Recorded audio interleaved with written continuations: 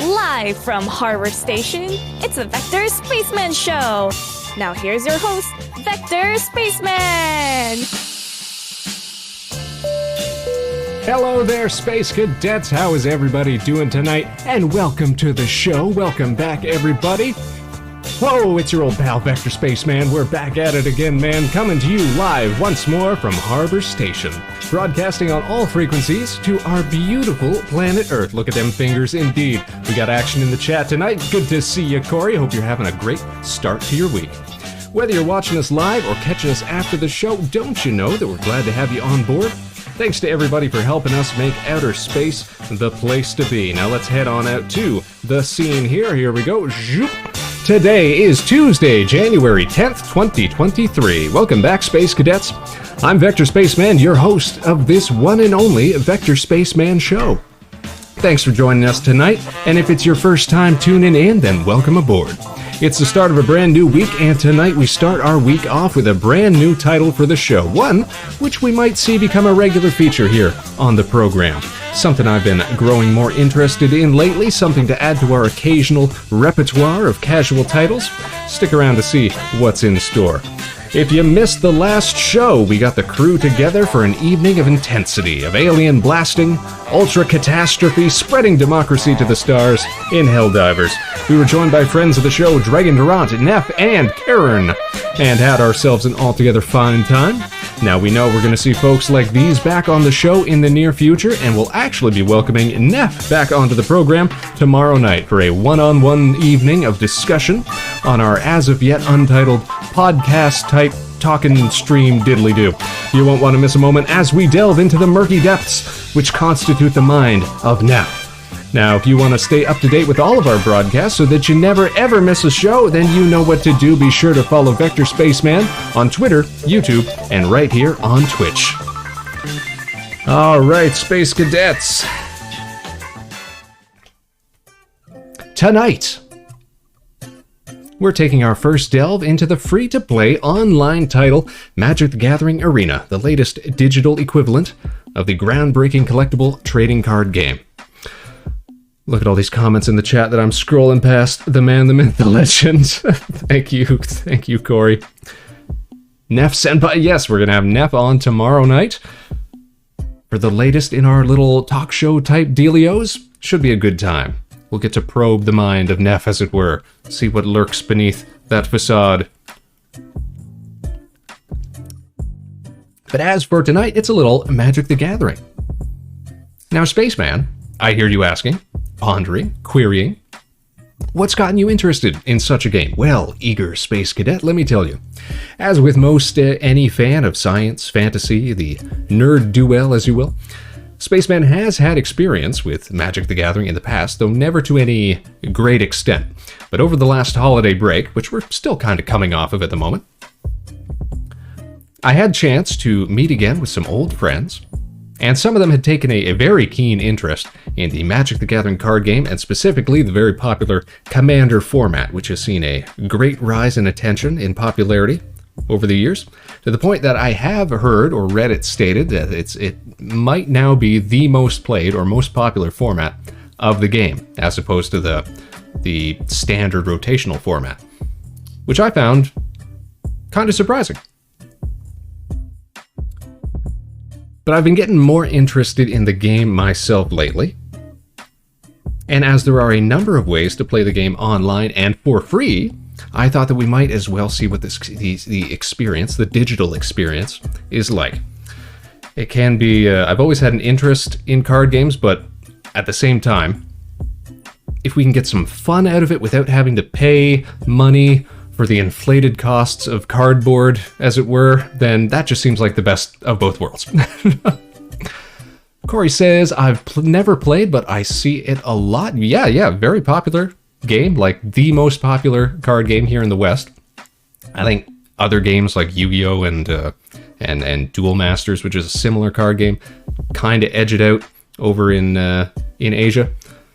But here in the Western world, yeah, it's still like the OG, the original, the classic, Richard Garfield developed old school trading card game. It's been going strong for 30 years now, actually. 30 years when I think about that.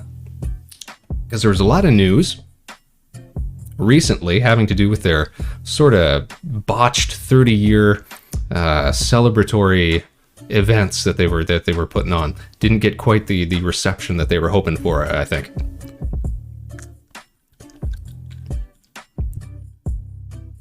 And you know me, I like to save a little money where we can, so getting a digital free experience, that seems like the best way to try and get into it a little bit more. I know that there is another existing title, Magic the Gathering Online, which is an older way to play digitally, but I think with that one, there's more of an emphasis on purchasing like digital packs. So there is still some money involved. It could be the same thing with Arena. I'm not entirely sure. We're going to get into it and see what it's about tonight.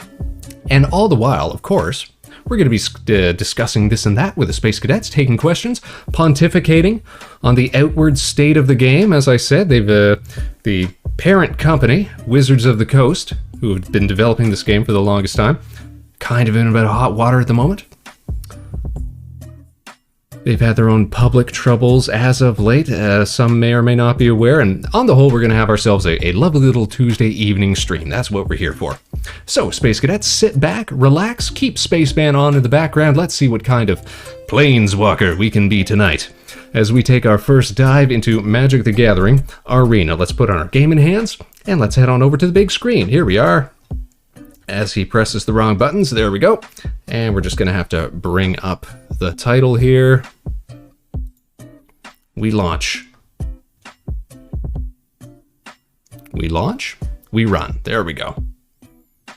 What card games have I played before, Corey? Excellent question. You know what? Let me move myself over here just a little bit. What games have I played before? So I think the earliest card game that I ever played was the original Pokemon trading card game back when it was launching. Oh, here we go. Let me get this up on screen. And I actually found out years later that while most of my friends also collected the cards for it, very few of them actually knew how to play the game. But I remember playing the game with a couple of neighborhood friends, like close neighbors. We cracked that egg. We figured that out. But most people that I ran into just kind of, oh, what's going on here? What are we getting into? Okay, I thought there was a tutorial or something we had to do. It might have let us skip that. That's great. Yeah, that was me. Had a bunch of cards, but never played. Yeah, so exactly the same experience it seems like most people I know had. But no, it was actually a really, like, slick card game in terms of, like, easy mechanics, because most of the players were going to be like kids and stuff. Like, you could pick it up pretty easy. It had a really easy resource system with like the energy cards, and you didn't have to worry about like tracking life totals or anything like that like you do in Magic the Gathering. You just had to do you just had like your prizes. You had 6 little prizes that you had to, or shields effectively, that you had to knock off the opponent. Pretty easy stuff for kids. Can't believe you're playing Magic? Oh, believe it! Believe in Magic Dragon! You're right, there is a chest, Corey. Complete the tutorial to unlock 5 decks. Okay. Can I play a tutorial then? Oh, here we go. I was saying at the top of the show, we've actually been exposed to Magic over the years. Wake up. Oh, hold on. Wake up. I'm awake. Looks like what do we you got? barely survived your last battle, but with some training, you'll become a force to be reckoned What, we with. got a story mode Let's now get or something? started. All right, let's get started.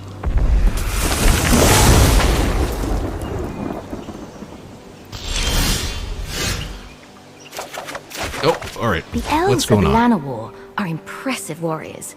Perhaps one of them will help us practice. Is that what this is The supposed to be? forest belongs to the elves. Ah, well, we'll see about that.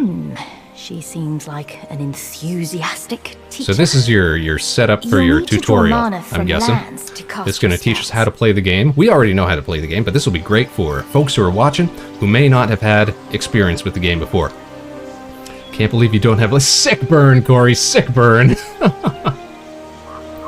it's got good sound effects. Now, looking at this, I think it's going to seem visually a lot like Hearthstone, the World of Warcraft-inspired digital trading card game.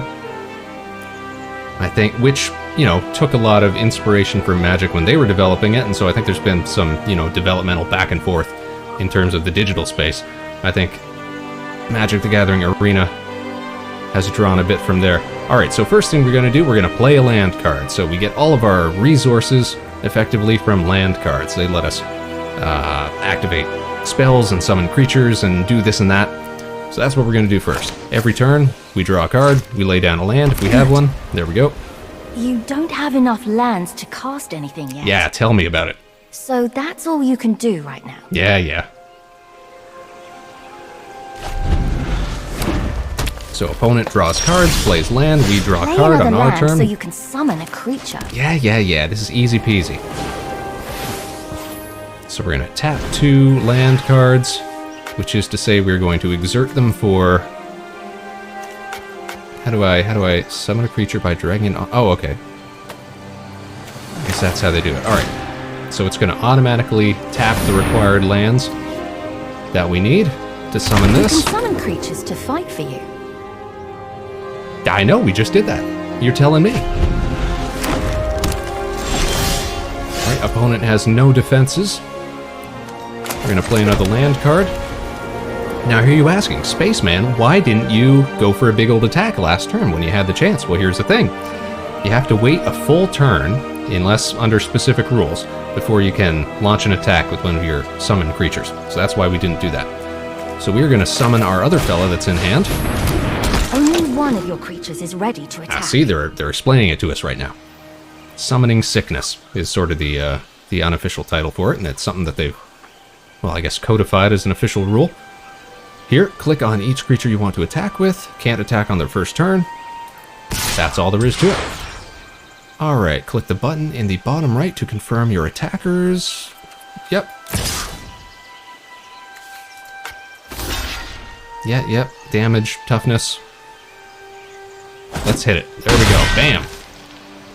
And so we're using a very limited amount of life points right here, it looks like. You see 6 remaining on the enemy, 7 on us.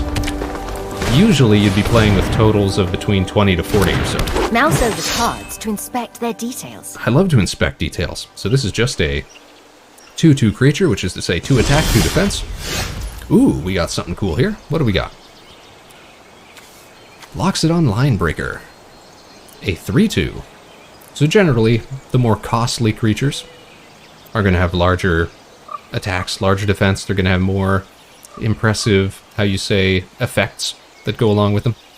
So we are just going to summon this fella out here. Now you'll see that it shows 1 white symbol and 2 gray generic symbols. That means those 2 can be paid with anything. So if we had a plains card and different types of land, like a island or a mountain or a swamp or a, what's the other one, forest, then we could use any of those to pay for the 2. But where we see specific symbols, like the white symbol there, that's a plains card. So we always have to use at least 1 plains card in order to summon this creature. So we're going to do that. We're going to bring him out by tapping all 3 of our remaining mana. Keep pressing the attack. And then we're going to press this all attack button just to attack with everything that we have here. Now, the enemy is going to be able to block with their Treetop Warden, which means that we're probably going to trade a creature here.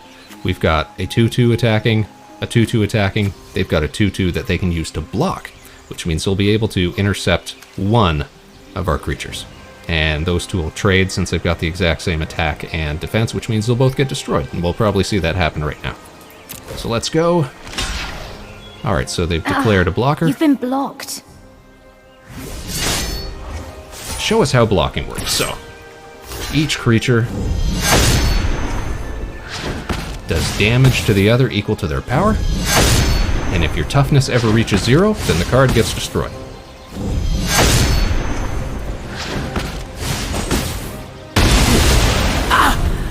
Admirable.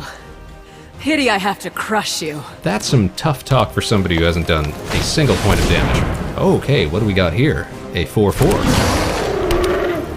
That's a big problem. I've seen bigger problems. Let's bring out another Plains card, just These will because. destroy your creatures if you attack now. Well, it would destroy one of my creatures. Here's what they would do.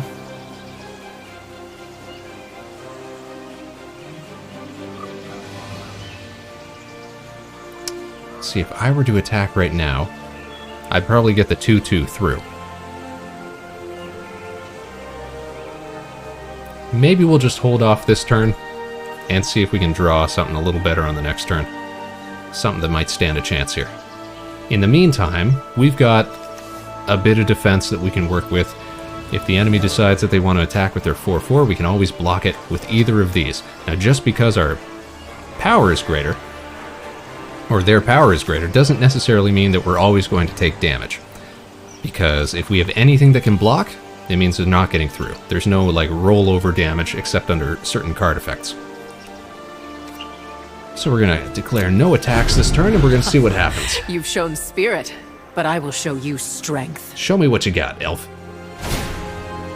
Target creature gets +4/+4 until end of turn. Okay. So that's going to boost that Baloth up to an 8/8. Now they're going to attack us, and we are going to block with our 2/2 Shrine Keeper here.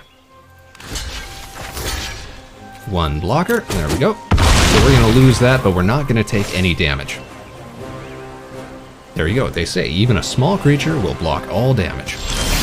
Now at the end of the turn, that temporary spell effect wears off, so they've got a 4/4. What do we got here? Destroy target tapped. Oh, look at that. The perfect card to draw. We just got to believe in the heart of the cards, you guys.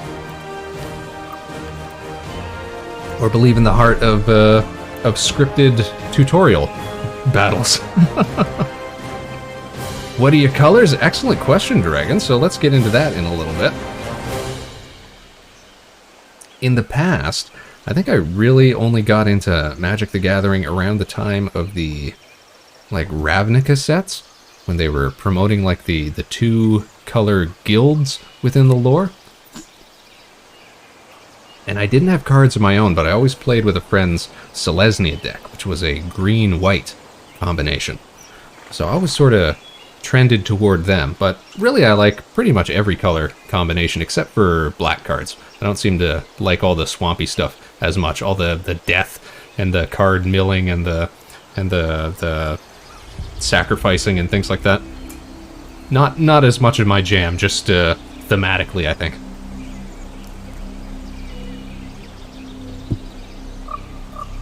I think game audio is a bit loud.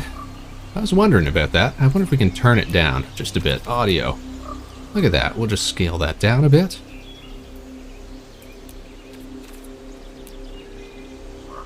So here's what we're going to do. We're going to cast Take Vengeance. We're going to target their tapped creature. And we are going to attack for 3. You're not making this easy. Bam.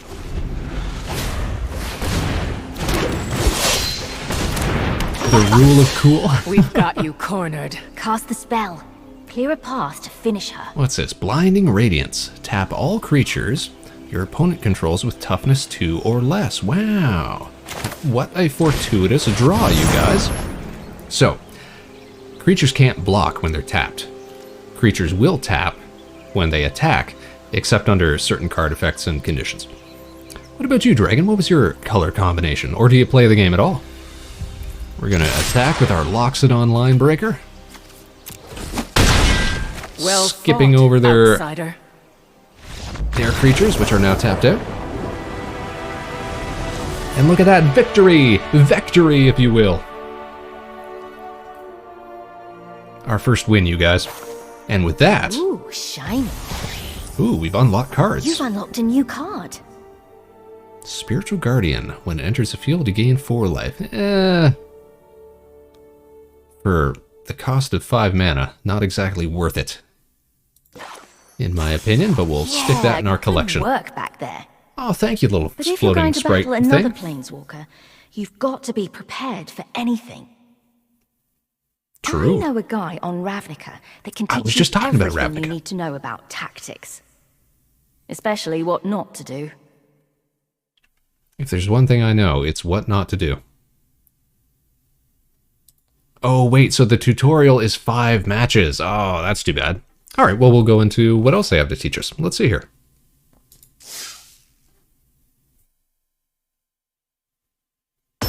Maybe they'll give us some different colors to play with. Oh, there's me, Vector Spaceman.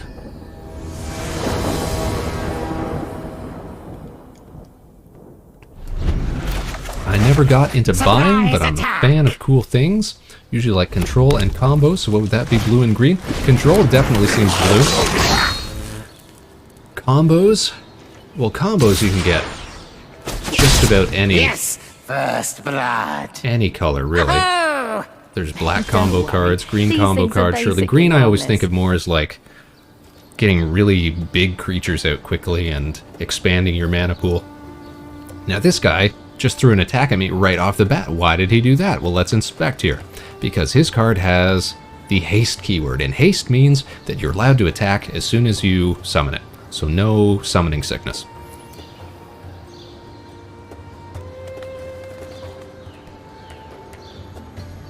Never got into buying, you said. So, same. Like, I don't own that many cards. I bought a few over the holidays just so I could play this Commander format with some of my friends who were around.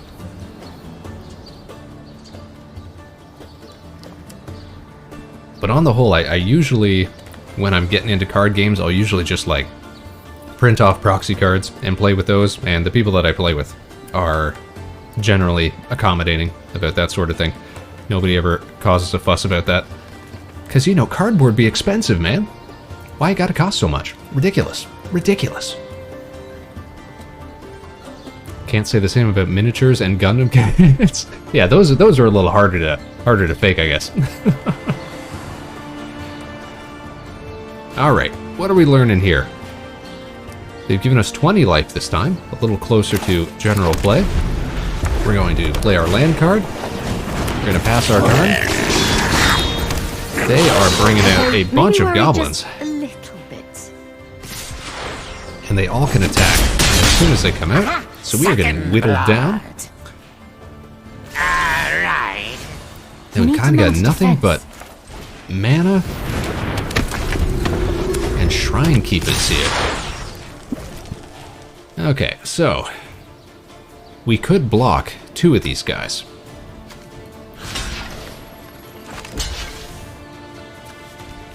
Or no, I guess that's not true. We can block 1 of them.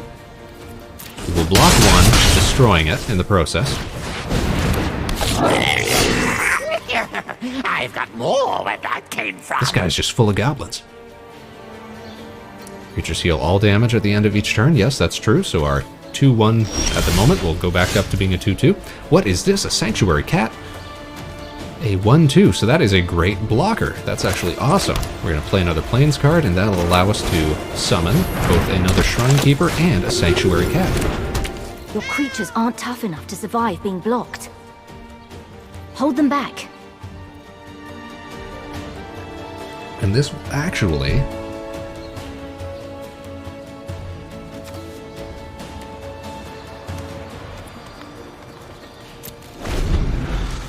This should allow us to Everybody but block me. pretty effectively right here. Just check this out. I can block a Goblin with a Cat. I can block a Shrine Keeper with another Goblin. And then I'll just let him get through for 3. All my stuff survives. That's Nobody great. kills my troops but me. And now he could be out of those messy little goblins. The thing that I really like about... What is this they just pulled out? Goblin Grenade. Sacrifice a goblin, deals 5 damage to any target. So who's he targeting here? Is he targeting me, or is he targeting one of my creatures? Nope, targeting me. Well, that's actually great. I don't mind getting targeted. Uh-oh. Game froze. Uh-oh. Audio died. Oh, there we go. Oh, I was trying to do some crazy effect. Alright. We'll play a land. This deck has got a lot of land in it. We'll attack with everybody. And look at that. it's still anybody's game. Expendable minions when you need one. Oh, here it is. What do you got? What do you got? What did that say? When something enters the field.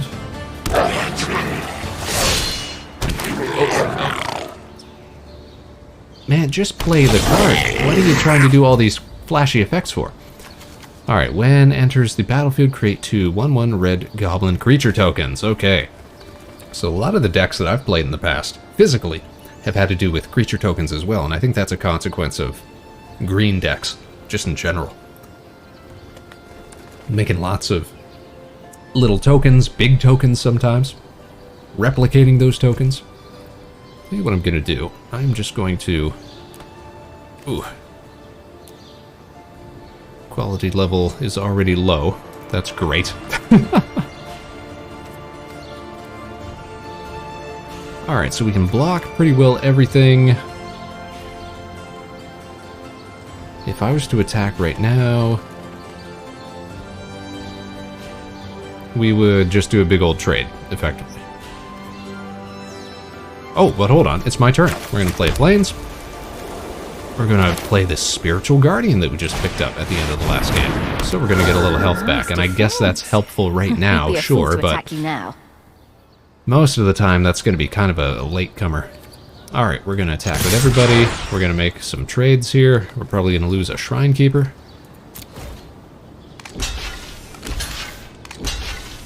But we'll keep everything else. Never hold back.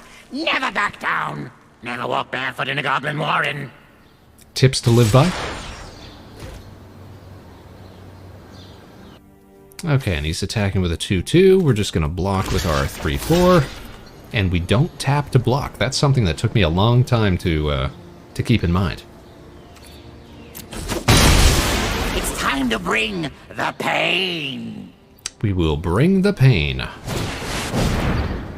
Oh, this guy's summoning more stuff. Where'd you pull that out of? Deals 3 damage to each player. Okay, awesome.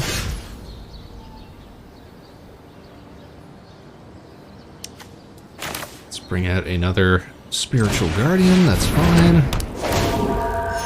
And here's the thing. It can only block 1. So I'm actually not going to declare an attack. I'm going to let him attack next turn, tap himself out. No blocks, and then we're just going to rush him for everything. A good general knows when they're beat. So you should probably give up now. He's got no blockers. It's our turn. What's this? Destroy 1 tap target creature. Don't even have to. Have mercy on me, please. We'll just throw everybody at him. That's game. Look at that. It's the pokey bits that hurt the most. I gotta say, I don't love all the audio effects and the talking and all that.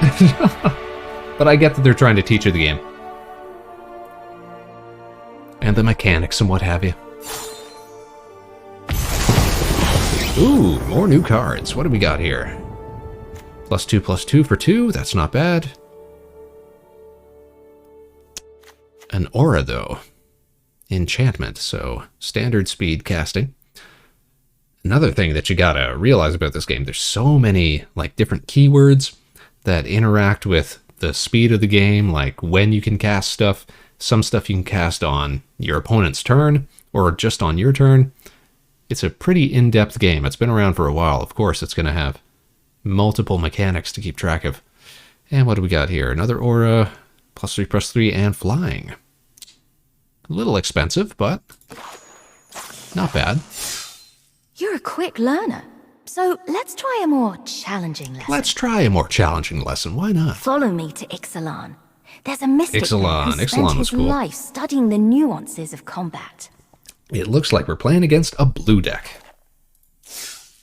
And blue decks are, like you were saying there, Dragon, kind of all about control. A lot of stuff that you can play on opponent's turns, counter spells that you can play to interrupt your opponent's moves.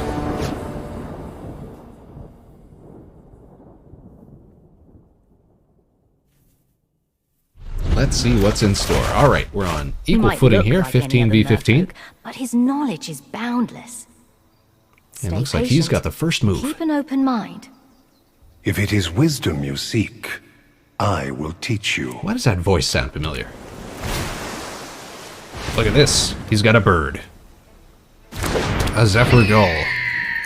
And flying is an important keyword. Can't be blocked except Fly by creatures free, unfettered that also by have earthly flying, bonds. or reach, or anything else that specifically says it interacts with flying. So we're going to play a plains card. We are going to bring out a cat. It's not going to be able to block that gull, but it's good to set up a defense. Everything is connected. And You he's must going to understand enchant his the bird. air, land, Awesome. and sea.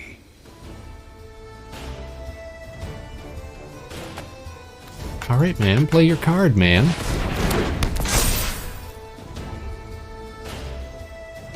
Now, we That saw bird earlier can in one fly of these over any games blockers on the ground. that some cards give benefits just for the turn that they're played on. Other cards, like this Aura card, this enchantment card, they'll last until that card gets removed by another card effect or the creature gets removed from play. All right, you give it a shot. All right, we are going to play a card. And I don't... Well, it wouldn't be the worst thing to have a buff cat, I guess. And it's trying to teach me that at the moment, so they probably mean for me to do it. All right, here we go. Technically, you can even play these on your opponent's You've been creatures. paying attention. All right, Gull is tapped out, so there's nothing stopping me from just making an attack here, and we may as well because we cannot block that bird. Bam. Although, if I had to guess, we're probably going to see that other card that we drew earlier. But do not The one lose gives sight +3/+3 in of your flying. true goal. Is that crab wearing a pirate hat? That crab is wearing a pirate hat and skull. So that is a big blocker. Look at this.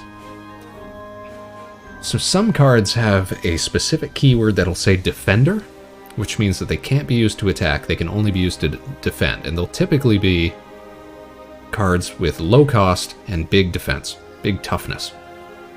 This one, however, doesn't have that defender restriction, so technically it could attack, but it's got a power of 0.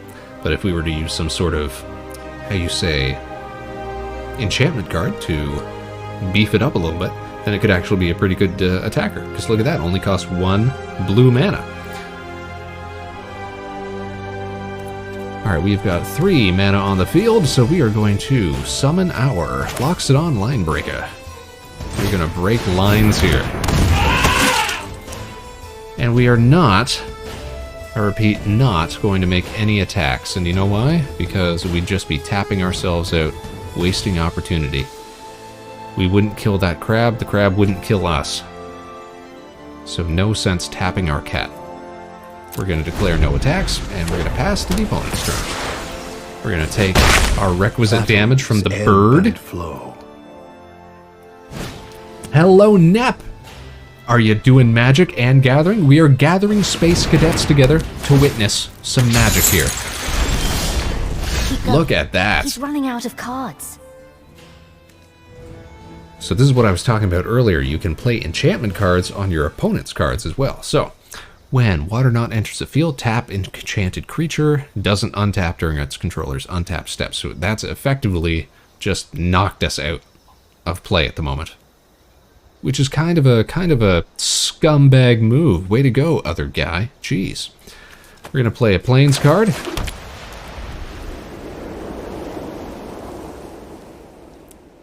If you're a spaceman, I'm also assuming you're a man of science. Oh yes, absolutely. Aren't we all, though? But there's no reason that science and magic can't coexist here, especially in the context of a trading card game, an influential, iconic, classic trading card game. Doing such magic, though. Come on. We're still in like a tutorial. This is our very first time trying out the Magic the Gathering Arena digital play environment, I guess, if you want to call it that. Now, I think We can double up our enchantments here. Put another one on our cat. Just make a huge, beefy cat. Our line breaker's sort of out of commission at the moment. This will at least allow us to take out his big buff crab.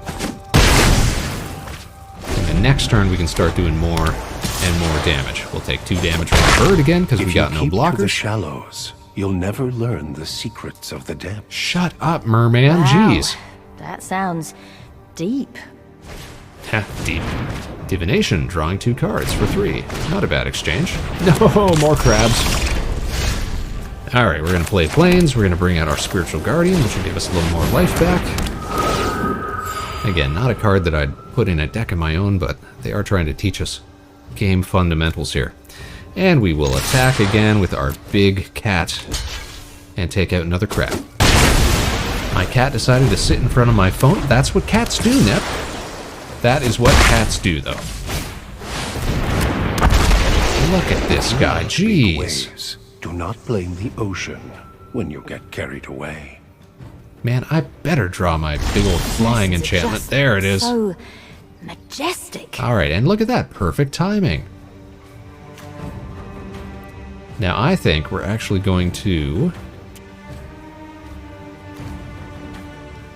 equip this onto our Spiritual Guardian. That seems like the better play here.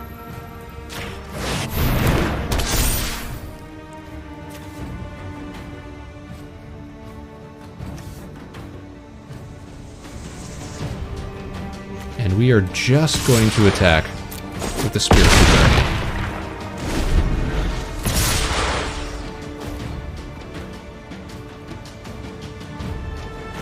We're going to block with the cat. The student is a Neither of river. those are going to affect The one another. teacher is an ocean. The master is also an ocean. This Wait, guy thinks he's what? got wisdom. That last one sounds a bit fishy. Man, this guy just loves summoning The dinosaurs. mystic I was thinking of isn't even a merfolk. Alright, and you know what? Just for good measure, let's buff him up a little more even. And look at that, he's got no blocker. Oh, he's got 1 blocker, I suppose. So we'll just attack with Spiritual Guardian. And look at that, bam. Another win. It was Chalk fun up another while it big lasted. W for the Spaceman. And that takes us over halfway through the tutorial. Fantastic. We're close to actually getting to mess around with some cards here. And we got new cards. What are they trying to teach us now? Tactical Advantage. Target blocking or blocked creature you control gets +2/+2 until end of turn. Ah, so now they're going to be teaching us about instant cards, it looks like. Which can be played on anyone's turn at any time in response to effects. Not a bad one. And this one here, what's this? Cast a spell only if a creature is attacking you. Create 3 1/1 white spirit creature tokens with flying. That's actually great. A little expensive. I'm sure that'll come in at just the right moment, as has everything Okay, in this you're tutorial. almost ready to take on anyone, including whoever roughed you up in the first place. This looks like some For cons of your last Tarkir. lesson, Yeah, let's Tarkir. head Here we to go. Tarkir to learn the art of surprise. Art of Surprise, instant cards. And this will probably be a red deck that we're playing against.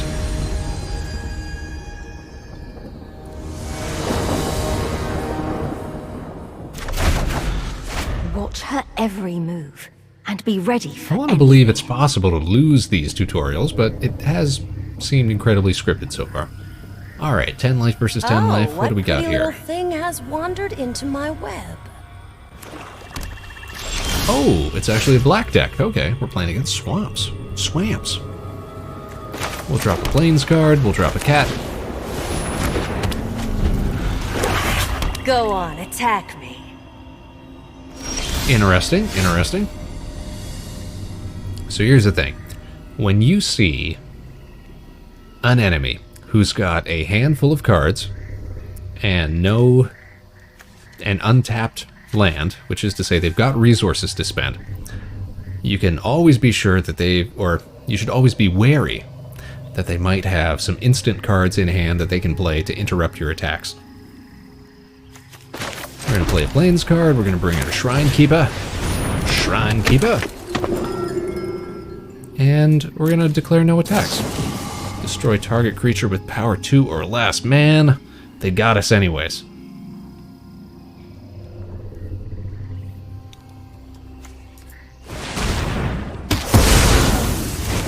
They took out my buff cat. Man, come on. Your move. Alright, we're dropping Plains, we're playing Shrine Keepers. And we'll just pretend that, you know, we're following the... Oh, look, you had another instant card?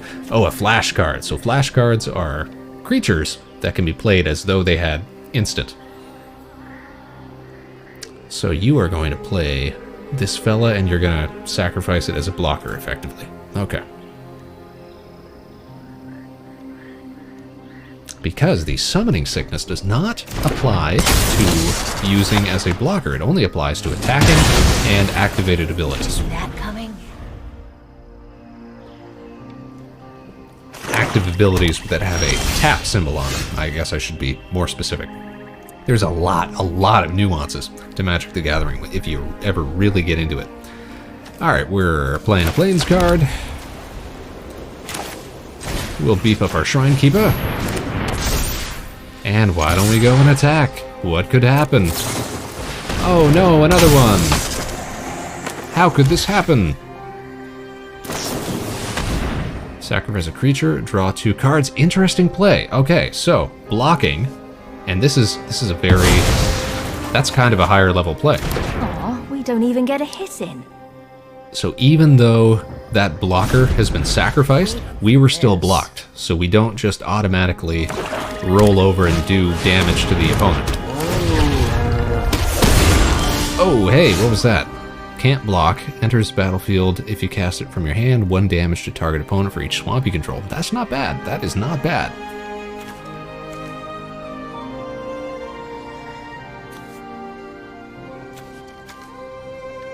Okay.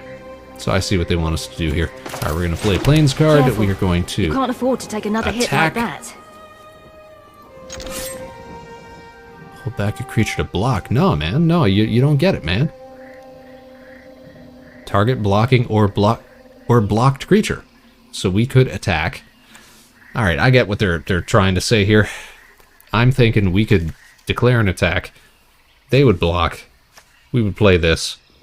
And then we'd have enough to take it out. But they're trying to teach us that we ought to hold back, and then when they attack, we block and we play the tactical advantage. Fine, we'll do that. We'll keep going with what the tutorial's trying to teach us. But there are avenues that you can explore here. There are different ways to play. Okay, we're going to block. We're going to play... Yeah, 1 blocker. Cast it now. Tactical advantage. There we go.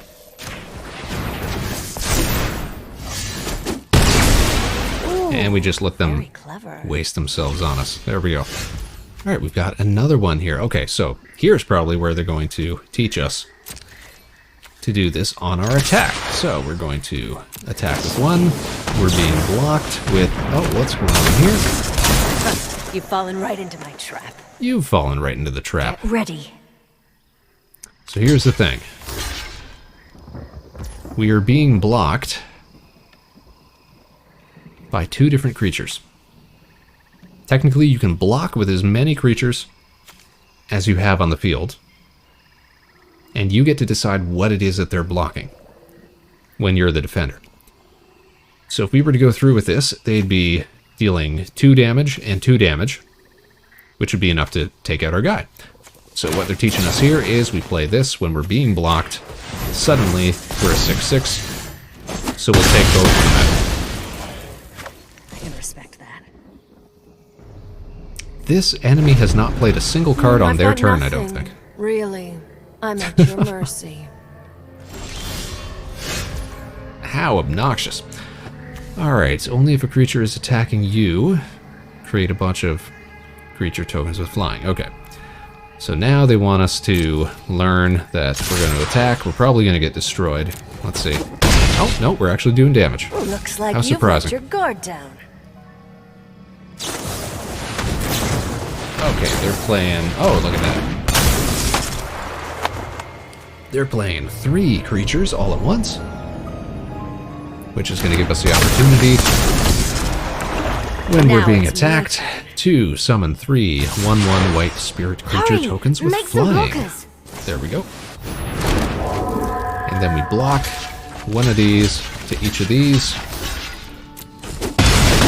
all destroy one another. Ugh, why won't you die? Now you've got her. And look at that. Okay. We'll become a 7/7 with flying, and we'll... Bam, right into I'll it. be in touch. And look at that, we learned all about instant cards. There we go. You know, the game asked me if I had any experience with Magic as I was setting up an account, and I put, yeah, lots of experience, but I haven't found a way to, like, skip this tutorial section. Take that, AI. Yeah, AI. That's what you get. That's what you get for trying to teach us simple concepts in a video game, just in case we might not be familiar with an intensely intricate card game like Magic the Gathering. How are you doing, Train Game 99? Nice to see ya. Thanks for tuning in. I hope you're having a fine Tuesday, a nice pleasant evening. Welcome to the Vector Spaceman Show. I'm your host, the Vector Spaceman. Tonight we're playing a little Magic the Gathering Arena. I was saying at the top of the show that I was getting kind of interested in the game over the holiday season. I was meeting up with some old friends, and they had really been getting into the Commander format. We were playing a bunch of that over the holidays. Picked myself up one of those little starter decks. Generally, I don't pay a lot of money to get into card games. I'm one who usually just uses proxies, prints off cards, that sort of thing. And luckily, the people that I play with are pretty accommodating when it comes to that. Doesn't ruffle any feathers, so that's the way that I tend to like to play.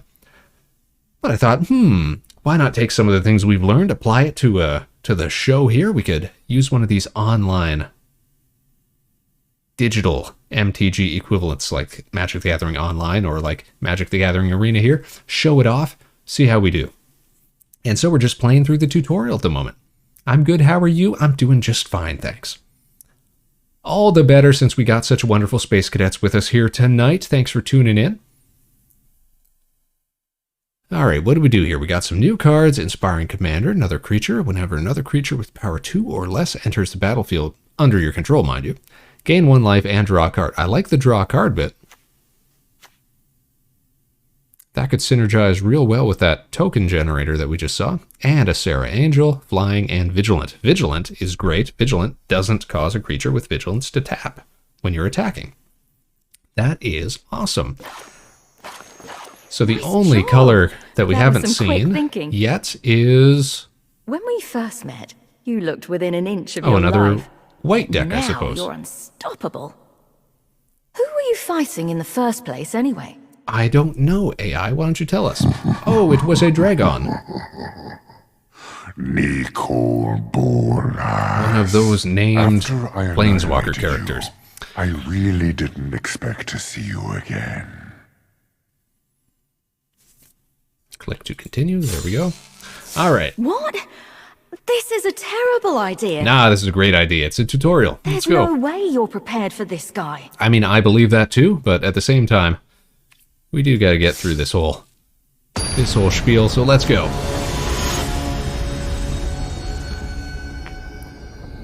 Nicole Bolas. Classic named character I'll from the make a Magic the deal Gathering with series. you, All right, here we go. A nice 20 on 20 Defeat me, and I'll let you go. deal. Let's do it. Lose, and you will serve me for eternity. High stakes. Fight as if your life depended on it. It's this or the Shadow Realm. Let's go. Oh, so he's playing a red-black deck. Sometimes you need to make a tough decision. Each player discards a card. Okay, listen, we've kind of got mana for days at the moment.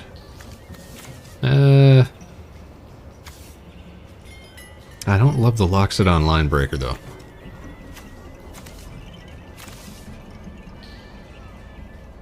Yeah, we'll ditch this guy here. Oh, it's telling me to discard a Plains card. Why won't you let me make choices? Tutorial, come on. Did he just throw away a dragon? Looks like he did. You look surprised. I do as I choose with what is mine, and it is all mine. I wish we could do that. I wish we could make choices. He doesn't know. He doesn't know. Alright, we're going to play another Plains card. Let's bring out the Shrine Keeper. Give us a little defense here. Target creature with 2 or less. Ow. Everything here exists. Black, or red, blue. perishes at my Okay. whim. We'll take it. We'll take 2.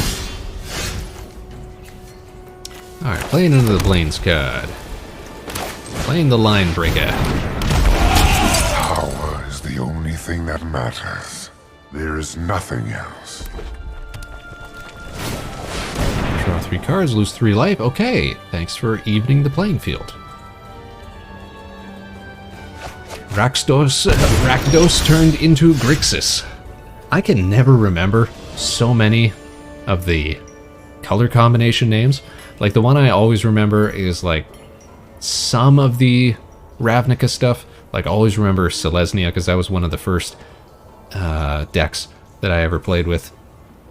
And I don't generally use, like, I know some people will use, like, they'll say Boros anytime they're talking about a red-white deck or something like that. But generally I'll just use those terms when I'm talking about, like, the Ravnica sets that they originally came out with. So Selesnya was one of the very first ones that I ever played with. A friend's deck. All token generation, white-green stuff. A lot of elementals, a lot of elves, that sort of stuff. I thought that was really cool back in the day. What's the other one I remember? Simic. Always remember that one. The green-blue. But there's so many names, and especially there's names for, like, the 3 color combinations as well. But yeah, it's a lot. It's a lot. So my recollection might not be the best as we go through this tonight. Alright, we have brought out our Line Breaker. Is it time to attack? We'll just get blocked. It's not great, so we're just going to hold off for now. Because, oh, hold on. We've got no tapped lands, so let's do that. Yes, let's attack. And we'll get blocked. And we'll play tactical advantage. And we'll say, haha, get rid of your miasmic mummy. And we'll end turn. Play a land each turn. Oh, sorry, did we not play a land? There we go then. I will let nothing stand in the way of what I seek. Not even death. This dragon is dramatic. Put target creature from a graveyard onto the battlefield under your control. Wow. I wonder why he got rid of that big dragon earlier. Wow. So again, this is the game's way of teaching us more mechanics. Why does it take so long, though? Come on. A volcanic dragon with flying and haste. Man!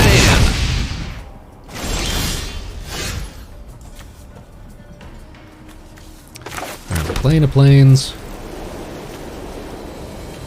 We're summoning a Spiritual Guardian. And we may as well attack with the Loxodon. There we go. Enough of this. You cast your next instant or sorcery spell, copy that spell. So that's another thing you can do. You can create creature tokens, you can also copy spells.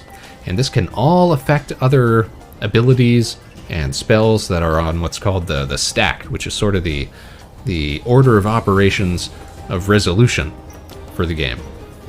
So when you get into higher level play where you've got instants popping off all the time and cards interacting with other cards, it's really important to realize what effects are coming before other ones and what you're responding to and all this stuff.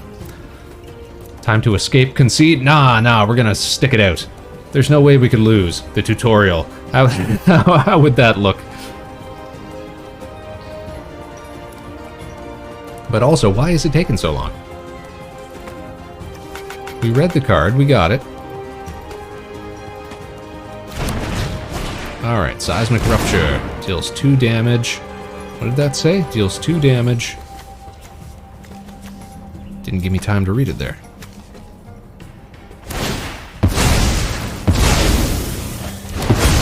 Two damage to each creature without flying. I see. And then we get exposed. Oh no! Alright, we're playing the Plains card. We're bringing out our Inspiring Commander. Might be because you're hovering over the card. Maybe. But I have seen that sort of like... how you say, hey Kern! Hey Kern! How you doing, Kieran? Thanks for showing up, for spending your hard-earned cadet credits. My triumph is at hand. We're fighting a dragon tonight. What are you getting up to? What's cool? What's good? Playing a little Magic the Gathering, Kieran. That classic trading card game that everybody knows and loves. The OG, as it were. Alright, we're gonna summon a Shrine Keeper just because we can. What's this?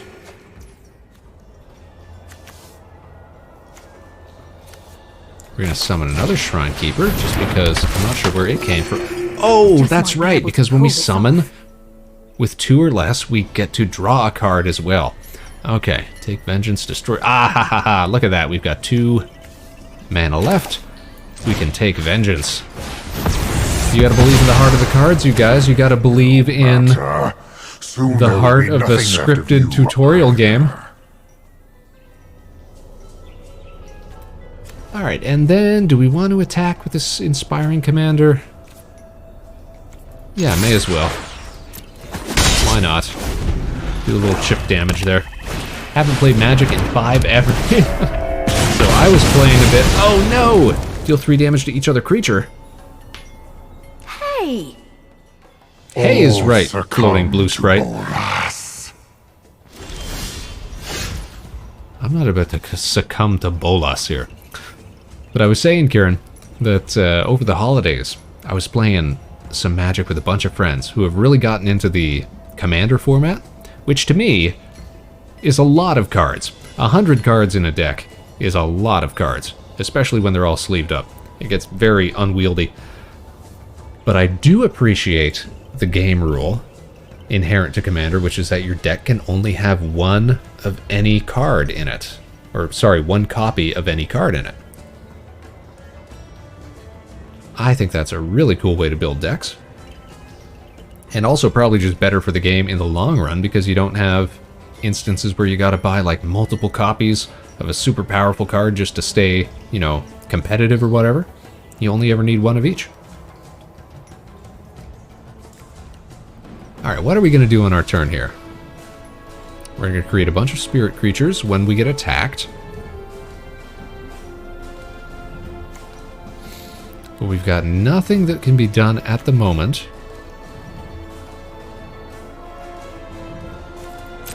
Hold back. Yeah, thanks, Sprite. I got it.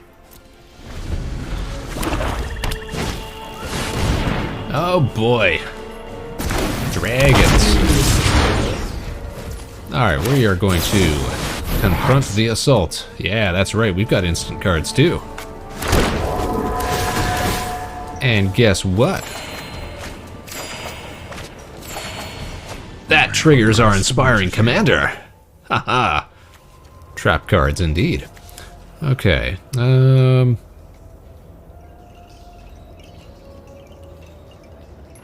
I was about to say, do we just waste everything, take down the dragon?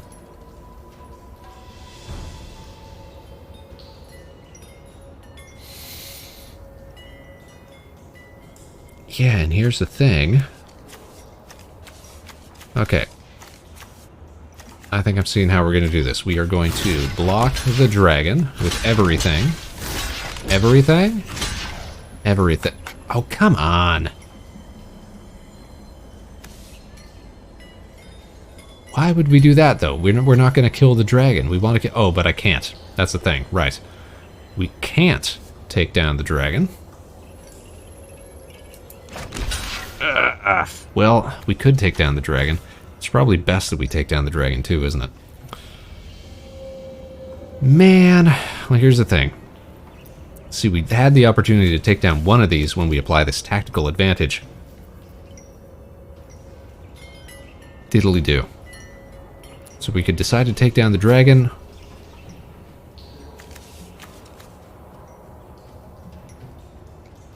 We'll decide to take down the dragon then. I think that's fine. But at the same time, we don't need to block with this guy then. We only need to block with 2 because the tactical advantage is going to give one of these guys a 2/2. So we'll just keep this extra flying guy off to the side. We can use that to block later. In fact, why are we even blocking with the Inspiring Commander? We'll just block this guy with that. That seems like a much better play. Alright, we will declare our blockers. We'll play Tactical Advantage on one of our flyers.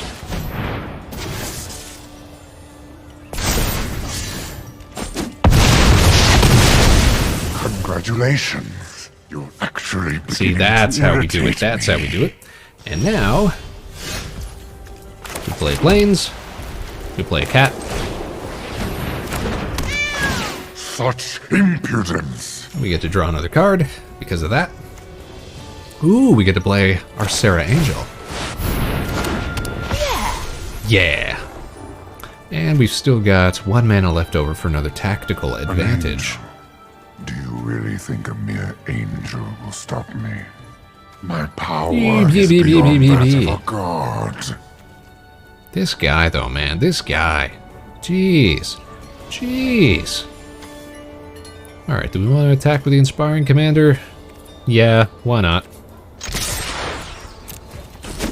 Bam. Destroy target creature with power. Oh, well, you know what? I'm glad we got some use out of him then. Crabs? This guy's got crabs? Demons?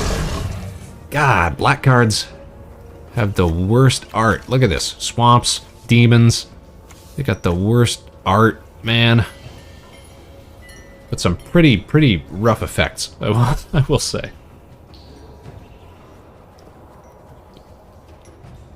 Crabs, yes, crab cards. Just a more expensive blocker than we saw earlier.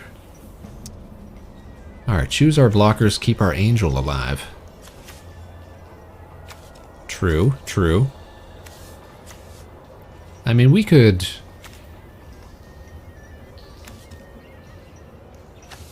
We could get the best of both worlds here, though, right?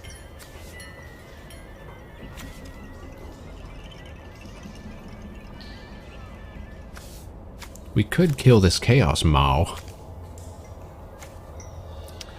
If we wanted to use Sarah Angel. Yeah, we'll use Sarah Angel as the blocker here. A little buffer with the tactical advantage. Why did I do that? Admit defeat. Why did I do that? No. I should have just wasted the cat. Come this I far, thought it was don't going to give be up more. now. I thought it was going to take us over, that we were going to survive that. That's not great. Alright, here's what we're going to do. We're going to play this. We're going to make a flying cat. And we're going to attack. And then we're going to take 6 damage next turn. It's not going to be great. It's not going to be ideal. But let's see if we can't survive this still. Let's finish it. Every now and then, we make mistakes. It happens. Technically, we do still have the numbers to win this. Look at that, we're getting life back. We're soaring over these guys with our flying cat. And next round, if he's got no flyers, nothing to block with. Hey. You suck. I'll take 1 damage from the crab, whatever. Lucky number 13, I'll take it. Yeah, I'll drop a planes on the field just because. Just for style points, and look at that. Mow. Right in your face. I'm impressed. I'm impressed too. If the game hadn't handed me that win there, then, yeah, we might have actually lost that one. We should have kept that angel alive, because I'm pretty sure they wanted to teach us about vigilance effects. And it's another victory. Another victory, you guys. Clap. Oh, thank you so much, Train Games. You know what? We'll give it to you for free. There we go. We'll take the applause. We'll take it. Thank you very much. Thank you so much. Dragon better think twice before he tries messing with you again. And look at this. Now we get decks. Big old decks. Keeping peace, so I'm pretty sure this is the deck we were just playing. Aerial domination. Cold-blooded killers, goblins. Large and in charge. I like the idea of that. So like I was saying before, my previous experience with the game has really been limited to mostly white and green, sometimes a bit of blue, sometimes a bit of red, very little black.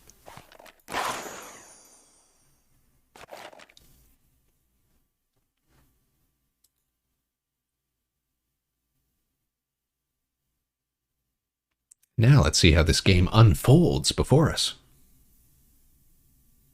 What new avenues of gameplay will open up to us? Is this going to turn out to be a whole lot of text boxes and notifications like I've just logged into some sort of gacha game that's been going on for years? Let's see. Waiting for the server. Okay, I love waiting for the server this time of year. Time to play colorless? Yeah, so you can also play with like artifact cards and things like that. That's always fun too. What an adventure, You're well on though. your way to being a great planeswalker. Thanks, Sprite. What's next? The decision is yours. I love having decisions. Alright, what is this? Color challenges. So these are all planeswalkers and stuff, right? Yeah, I recognize some of these names. Don't worry.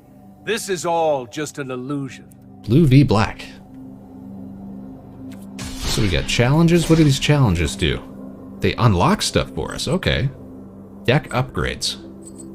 So we earn cards by playing games. We've got mail. Happy holidays. Thanks. Yeah, so it's just what I was talking about.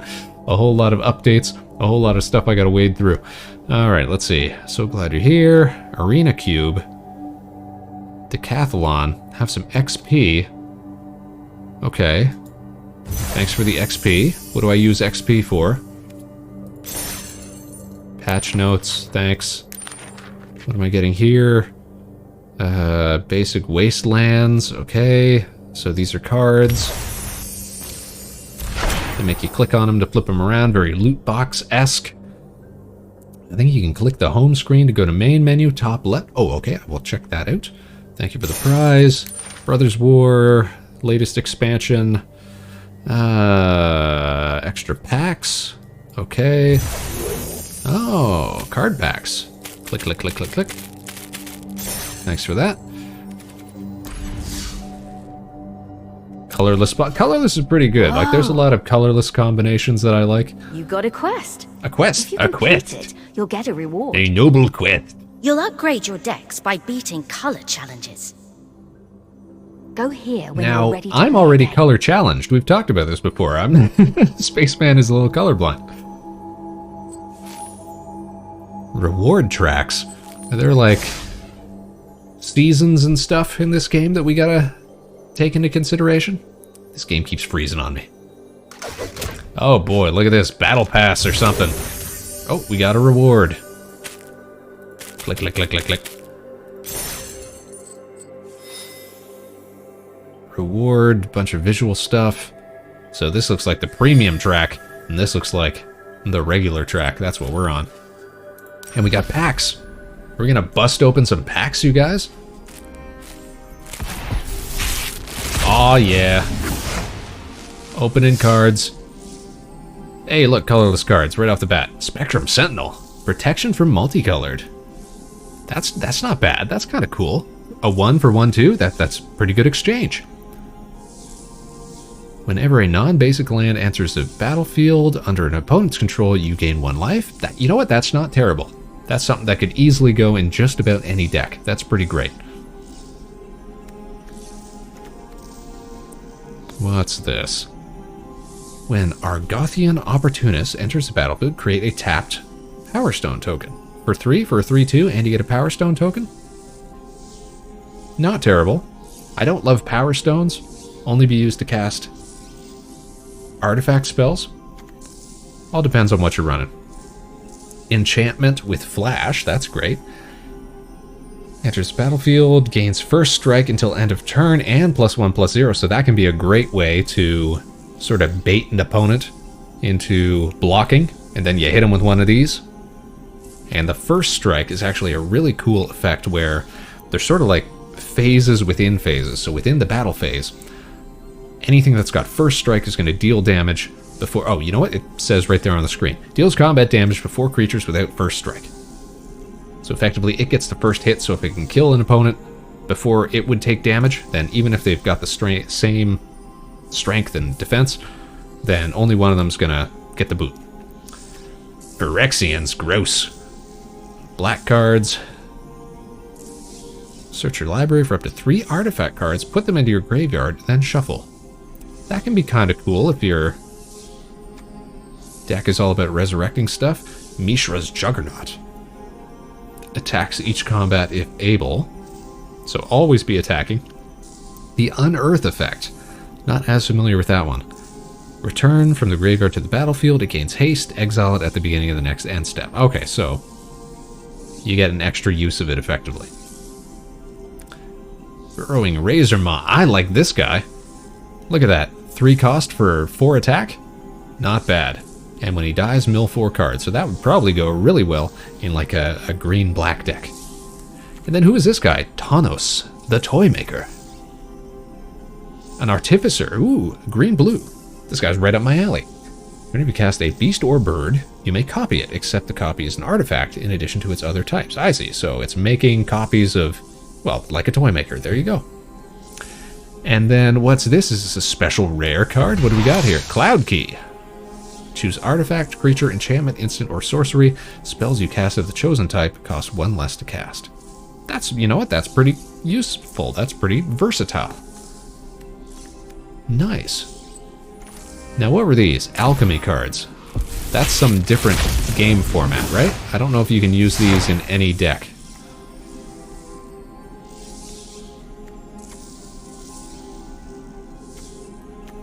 Cool stuff, cool stuff. What's this? Airlift Chaplain.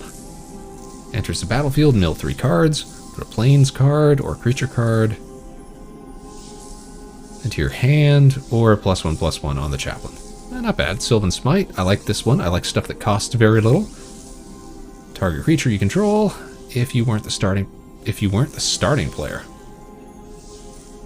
Then that creature deals damage equal to its power to target creature you don't control. Interesting. I like +1/+1 counters and tokens and anything that beefs up your board. Schnod's Intervention. Target creature that's +2/+0 and gains. When it dies, return it to its owner's hand. So that can be a neat way to recycle stuff back into your hand. And for just 1 black mana cost. And what's our rare card here? Quicksilver Amulet. You may put a creature card from your hand onto the... Hey, that's not actually that bad. Summon whatever you want out of your hand for 4 generic mana. Not terrible. Alright, we're not going to open... No, we're not going to open the rest of these right now. We're going to keep exploring here, see what else there is to figure out. And maybe play some more games here. You have 2 ranks. 1 for constructed, and 1 for limited. Oh? Your constructed rank is affected by ranked games. Ah, we could be the very best. While your limited rank is tied to draft and sealed events. And this is where you'll find options on how to customize your look. Oh, I love to customize my look. Choose your avatar and more. Thanks, little blue spray. Alchemy is digital-only card... Okay, so I thought that might have been what it was. So it's a completely new format then, effectively. Can be used in the... Can be used in Alchemy, Historic, or Historic Brawl format. Gotcha. Avatars. Aw, man. Why couldn't I just be this guy? Like I was in the tutorial.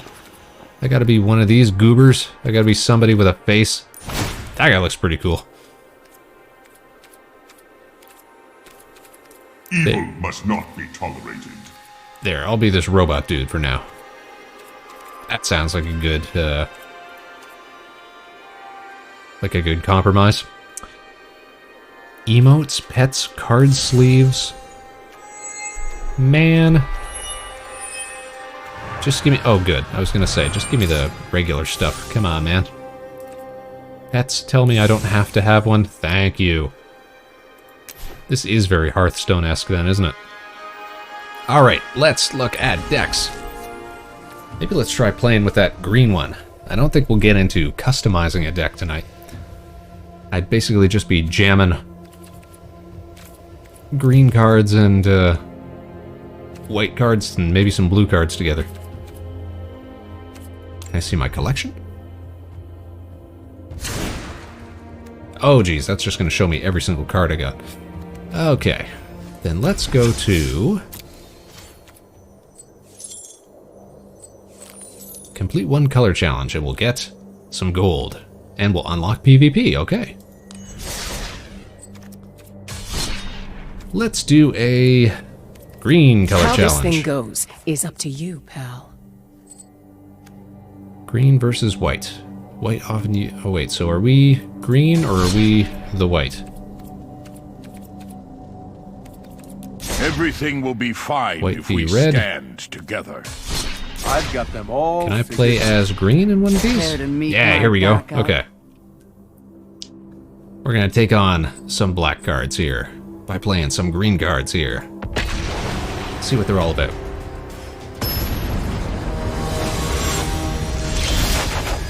Oh wait, no, I got it mixed up. I got it backwards. We're playing the black cards. Okay. All right. Well, you know what? This is my least ever played color. I hardly ever play black cards. So you know what? This will be a learning experience. And it's not even that I like hate the mechanics of black cards. I just usually don't like the artwork. All right, we get the first move. We're gonna play a Swamp. Death Touch. Yeah, very black card. We're gonna play Rats. Why are you teaching me still, game? Stop highlighting stuff for me. We're gonna drop a Swamp. Whenever a creature an opponent controls dies, +1/+. Oh man, that is awesome. We're not gonna attack this round because I want to get use out of that Typhoid Rat. With the Mystic, awesome. We're gonna play a Swamp. We're gonna play another Coldblade.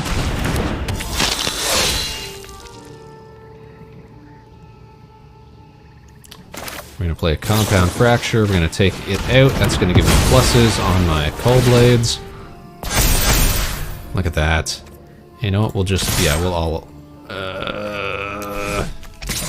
we'll just send the Coldblade right now. Bam!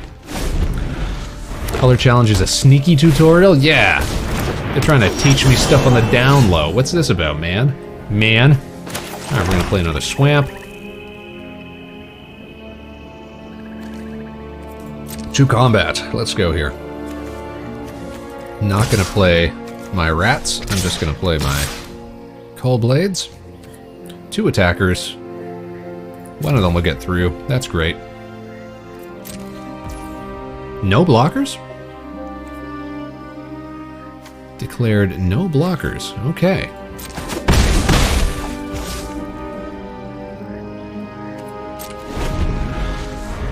Now, you know what they say, Space Cadets, the only life point that matters in Magic the Gathering is your last one. So you gotta think of it as a resource in and of itself. Alright, what were they doing here? They're tapping their Woodland Mystic. Yeah, we'll let that resolve. Summon... Oh, they're summoning another Woodland Mystic. Okie doke, we're gonna pass. Are they gonna declare attackers? Okay, they are. We are going to go to blockers. We're going to block with the Rat. We're going to get bonuses. There we go. And we're going to jet on over to our turn. We're going to play another Swamp. Demon of Loathing. That's a big boy. Look at that. Flying and Trample. Now, Trample is one of those keywords I was talking about earlier, where they say... Where I was saying, like, if you get blocked, you don't necessarily, like, roll over damage onto your opponent. But if you've got Trample, that's something that does. As they say, math is for blockers? Yeah. Not for attackers. You don't have to worry about any math if all you're doing is attacking.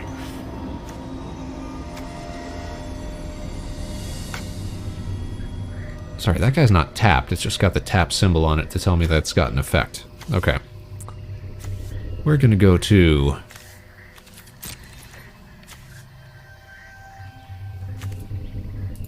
our attack phase. We're going to attack with both of these guys. And here's what we're going to do. We're going to go to blockers. If they've got no blockers, then we're just going to let it go straight through. Bam, bam. And we're going to end our turn. We'll use Compound Fracture. Ooh! A Primordial Worm. Or we're gonna take a chunk of damage from that. I guess we should have worried about that Mystic earlier, because look at this. They've only got five forests on the field, but they used the effect of that Woodland Mystic to add an extra green mana. If we had taken this out earlier, wouldn't have been able to summon that, because they wouldn't have had the... Oh, wait, hold on. It only cost... Yeah, 6. They wouldn't have had that 6th mana in order to summon their Whurm. Shoot. Alright, well, you live and you learn.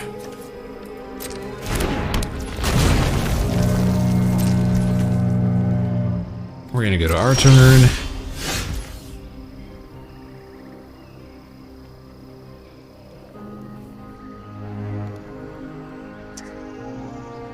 Now, if I was the enemy, I'd block with the worm.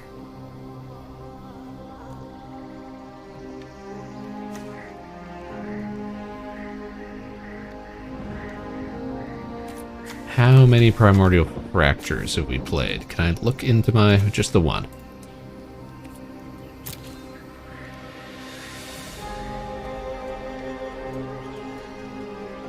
So we could take that down to 4.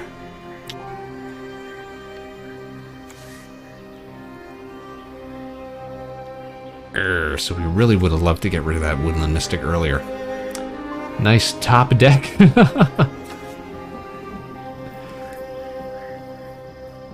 Yeah, so here's what we can do. We play 1 to take out the Woodland Mystic.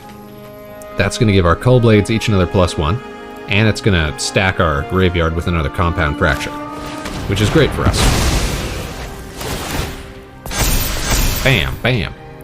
Alright, so here's what we're going to do now. We are going to attack with both Cull Blades.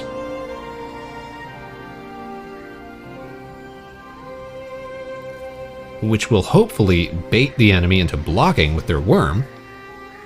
Then we're going to play the other Compound Fracture.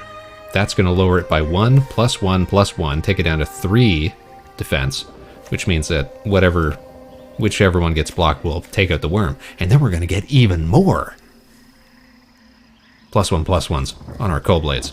That's actually a really great card. Vampire Warrior. It's got a terrible typing, but... And, yeah, just look at it. Yeah. But great effects. Alright, here's what we're going to do. We're going to attack with both our boys. Here we go. And we're going to go to blockers.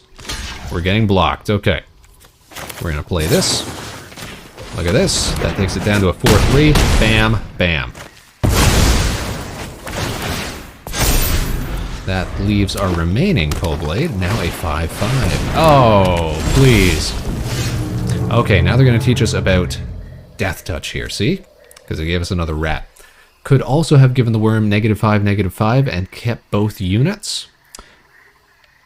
If we had played both of them on that, I guess you're right, yeah. I guess I was more focused on getting rid of that other Elvish Mystic, or whatever it was. Woodland Mystic. Alright, here's what we're going to do. We're going to summon a rat. And we are not going to make an attack this turn. We're going to wait for the worm to come to us. Oh no, how dare you have more worms. This is what I like about the Commander format. Is if I see a worm and I get it off the field, I know there's no more worms that I have to deal with. We got here, destroy target creature just for the cost of 3. Yeah, why not, man? Sure, whatever you want. Alright, we're gonna play Murder. We're gonna get rid of the one with Summoning Sickness because I just wanna... Or wait, whose turn is it? Alright, we'll get rid of this one then. Since I can't keep track of whose actual turn it is. Oh, it's our turn. Okay. Yeah, so no attackers again. Tell me you ain't got another worm hiding in there somewhere. Rats. We are the rats celebrating yet another birthday bash. I've got that jingle stuck in my head because we actually collaborate a lot with another YouTuber who's not YouTuber, I guess, but virtual streamer, and we're gonna do a shout out right here, which is why the audio cut out. Which is Pomato Master, who is actually doing her very own partner push at the moment, and we tend to go and raid her these days if we end early enough and she's streaming, but has got a whole lot of rat themed stuff over on her channel as well. Talented streamer, recommend that y'all check her out. Michael, it's your birthday today. Cake and ice cream is on its way.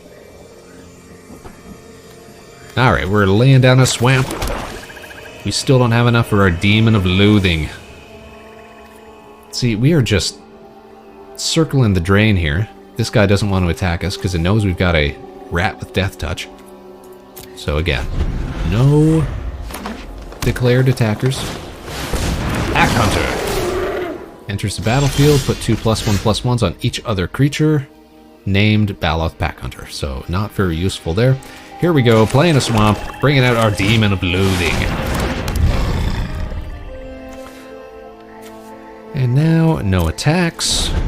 We've got this in the bag next turn.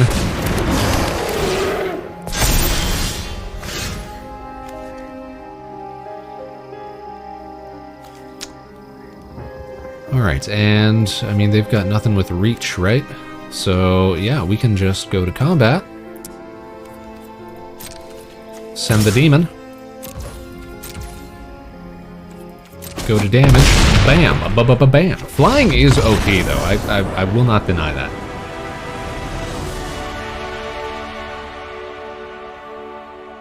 As someone who plays mostly green and white, but I don't play angel cards most of the time. Like, I've really just got, like, birds that I can rely on for flying stuff. Look at this deck upgrades.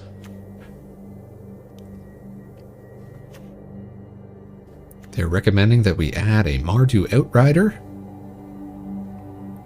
A 5/5 for 3, and all you gotta do is discard a card. That's pretty great. Savage Gorger. Flying for 3, but at the beginning of your end step, if an opponent lost life, put a +1/+1 counter on Savage Gorger.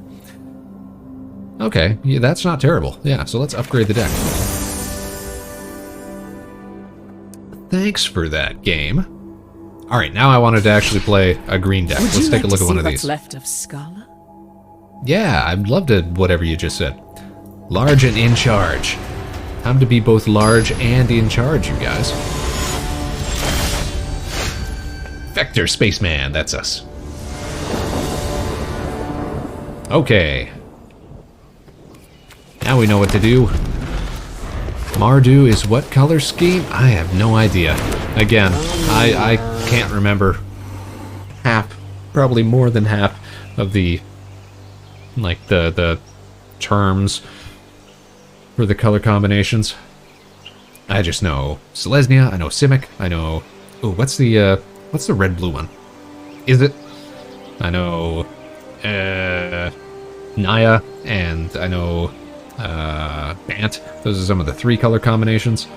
Yeah, I'm not great at recalling all that stuff. Alright, they got a big beefy cat. Red, white, black? Red, white, black. Would be great for clearing the board. And also doing a lot of, yeah, fast damage. Is it good? Is it good? Well, that's, you know, up to everyone's, you know, own... It's up to you to decide if it's good or not. Like, I don't know if it's that great mixing, like, the fast-paced action of red with, like, the controlled nature of blue, but sometimes it's fun, I guess. Sometimes it's fun. I feel like it's always better to, like, throw in a third color there, just for a little added utility. Cats prowl the corridors. of Avacyn's churches in search of devils or signs of their mischief. Oh, cats love mischief though, right? Alright, what can we play off the bat? Nothing!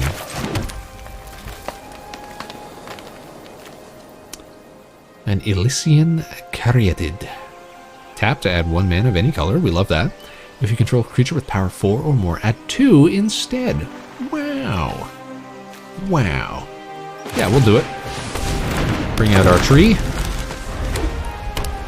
Is the cat going to attack? We are not going to block. Excuse me, why did it not even give us the option to block? This is still like a stealth tutorial. Ramp? Yeah, we want to ramp up in the air. We're building a skate park up in here. So look at this. We've got 3 mana on the field. We could also tap our tree, our plant man, to summon something worth 4, effectively.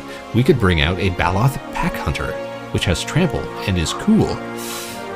So let's do that. Let's tap. Oh, thank goodness. Now it's letting me tap all the stuff that I want. Ooh, for any color. That's right. Let's be cheeky and let's tap for another green. And then we'll bring out our Pack Hunter.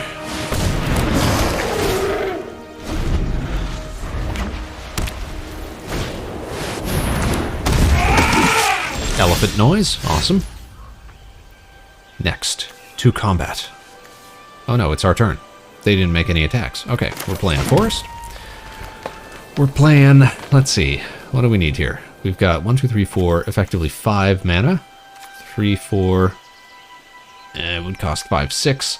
So we gotta decide, do we want to play another Pack Hunter, or do we want to play another Plant Man? Or do we want to play a Rampaging Brontodon? No, we can't afford that yet. I think we're gonna play another Pack Hunter, just to beef up our line at the moment, and then we'll summon big stuff next turn. Alright, combat.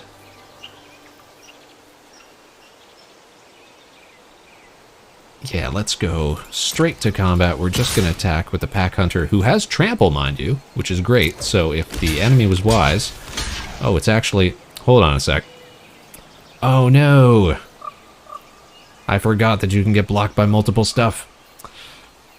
Pro tip, press Q to tap all mana. Ah, that is a pro tip. For my non-pro fingers here, I will tap Q. Alright, so we get to choose the order that they get blocked in. So we are going to take 5 damage, which means we're actually going to lose our diddly-do, our fella. But he's going to lose all of his guys too, because we've got 5. Yeah, that's fine. That order's fine. Bam, bam, bam, and now everything's gone. Okay. I know, right? We could have kept our big beefy dude. Alas.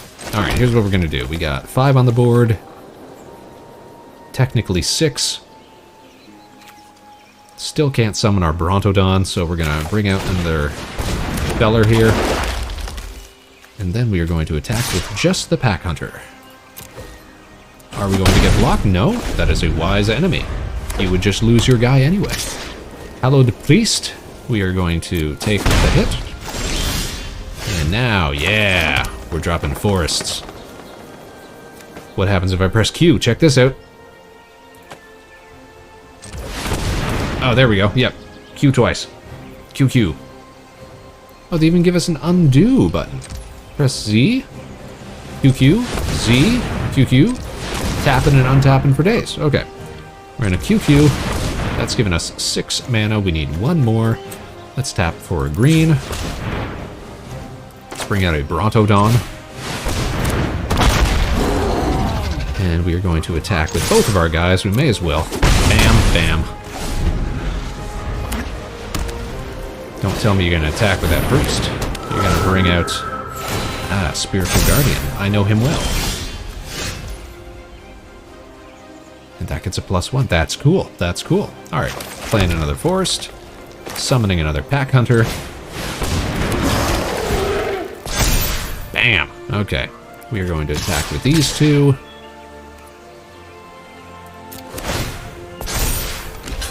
Did I just forget again? I did just forget again. Jeez.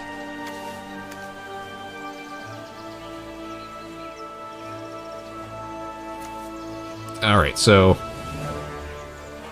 same problem as before. Well, we'll take this guy out. He seems... we'll take out the beefier guy. Man...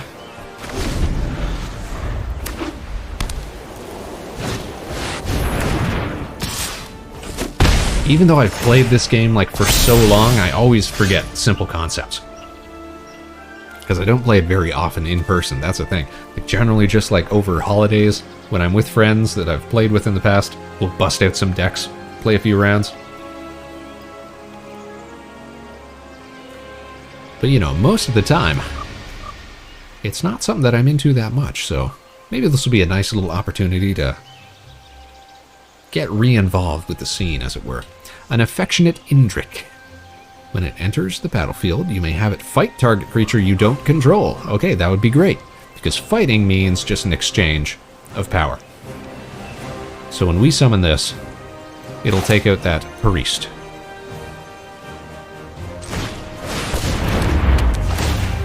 You know what? I could have even just waited and had it fight something stronger. But yeah, we'll take action. And now we can attack 7, 10. Yeah, you know what? Throw everything at it. Bam, bam, bam. What was the effect on that Brontodon? It got beefed up all of a sudden. Show me that again. When it attacks, you get +1 until end of turn for each land you control. Whenever it attacks. Man, that's a good effect. Brontodon is OP. Needs nerf. Look at this. Add more Brontodons to my deck? Absolutely. Don't know how I feel about that spider. Feral Roar. Seems like I get more utility out of that than I would the spider. But it's got vigilance, and that's pretty cool. And I probably don't have a lot of flying stuff, so it'd be nice to have a blocker, since it has reach. Hey, Vector, nice to see you. How you doing, Carmine? Thanks for tuning in tonight. We're doing something a little different tonight. I'm playing a little Magic the Gathering Arena, the online equivalent, or one of the online equivalencies, of the classic trading card game, which has just recently celebrated its 30th anniversary, to not so great acclaim. Saw the MTG and couldn't click fast enough. Are you a big fan?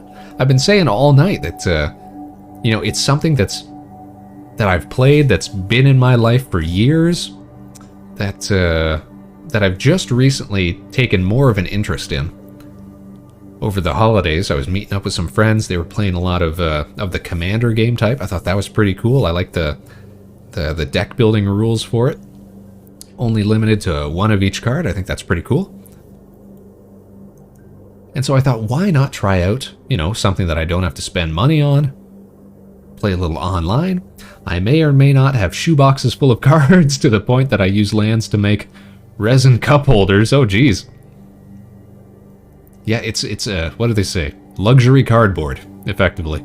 It can get pretty pricey, which is why usually when I play card games, I'll just do like proxies. I'll just like print out cards and play with those.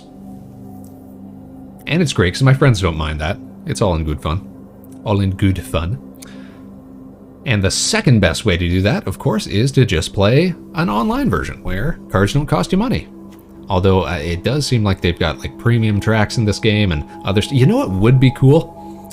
You know what would be cool is to do like, I don't know how we could rig it up, but if we could do like on a tabletop simulator or something like that, if we could get other streamers who wanted to do like a MTG game night or something like that with custom decks and what have you.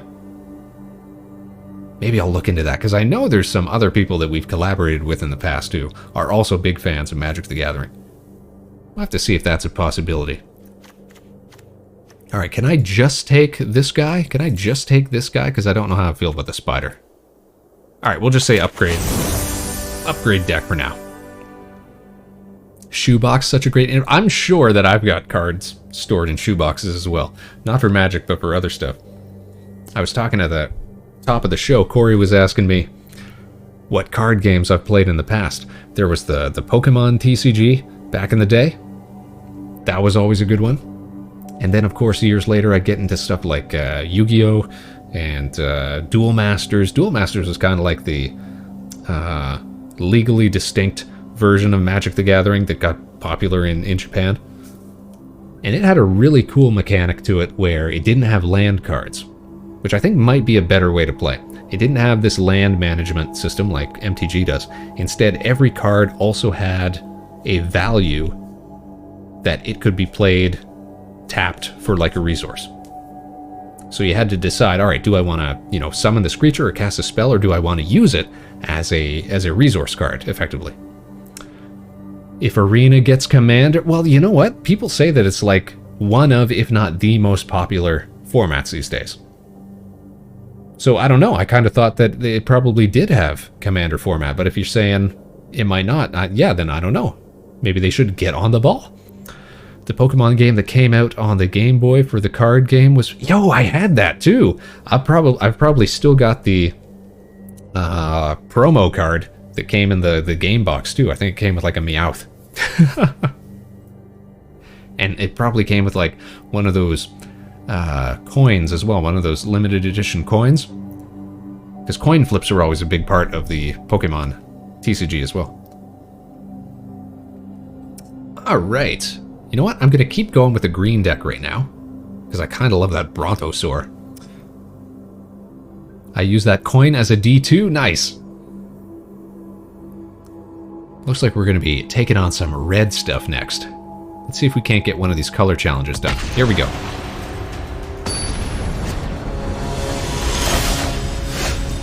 We're taking on... Look at all these Planeswalkers, man. Planeswalkers are lame. If there's one thing I never do when I'm making an MTG deck, I never use any of the Planeswalker cards. Like, it always just struck me as a needless mechanic for the game. Like, I thought the players were supposed to be the Planeswalkers, man. Like, isn't that, like, damaging the fiction of the game? I don't know, man. Alright, we got the first move here. We're gonna play a forest. We're gonna pass the turn. Oh, thanks, game, for passing it for me. We're still in tutorial mode, I guess. Alright, we're gonna play forest. Look at this guy, Tin Street Cadet. Whenever he becomes blocked, create another creature token. Okay, so we're not gonna block him right now. We're gonna play a plant man. Opponent's turn, we're gonna pass. We're gonna take that damage. We are not going to block. Oh, whatever. Just get shocked. Alright, alright. Green v red was shocked, thanks. It's still kind of like a soft tutorial mode at the moment. These color challenge diddly-doos. Because there's sometimes where I'll be like, oh, here's what I'm going to do, and the game will be like, nah, we're not going to give you that option. Even though I know it's perfectly legal. Train Game says, I play red, my brain is dead, Embercleave is my hero, your life total is 0. Embercleave, that big sword equipment, right? We're going to play another forest, we're going to play another plant man. We're going to pass the turn. They're going to bring out more Mountains. Spellgorger Weird. Whenever you cast a non-creature spell, put a +1/+1 on Spellgorger. Alright, we are not going to block, because we don't want to give him more tokens right now. What's this? Stony Strength. Put a +1 counter on target creature you control, and untap the creature. Interesting. Interesting. We're going to play a forest. We could afford to bring in a Sentinel Spider. I think that's kind of awesome.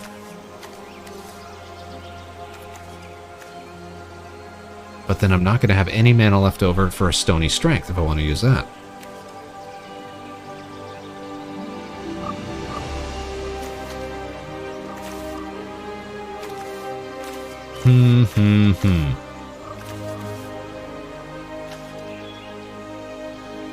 Guess I could always use it in this feller. That's an interesting play. Alright, here's what we're going to do. We're going to tap, tap, tap for 3, and tap. Wait, hold on. It's going to pass to him, and then, yeah, I'll get to untap. So that's fine, right? How does Tin Street Cadet work again? Whenever it becomes blocked. Okay.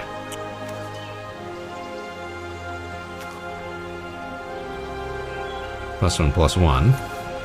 Yeah, I'm just gonna bring out a spider. There we go. Thinking about stuff. Big red sword. Yeah, that's what I was thinking of. Alright, it's our turn. This is great. We could bring out another spider. Or we could bring out a Baloth Pack Hunter.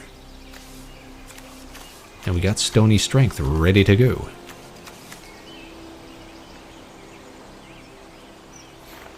But instead, here's what I think we'll do instead. We're going to go straight to combat. We're going to attack with both of these guys. One of these Tin Street Cadets is going to block our Plant Man, because that would be the wise thing to do. And then we're going to buff our Plant Duder with a Stony Strength. And that's going to destroy the cadet, and it's not going to create another copy because, or another token, because it's blocking and not becoming blocked. Alright. So we're going to attack for 2. So you get to declare blockers, AI. There we go. They're all blocking my spider. Okay. In that case, we're going to play the Stony Strength on the spider. Wait, hold on. Yeah, because they're all blocking. Okay. And that will at least keep my spider alive.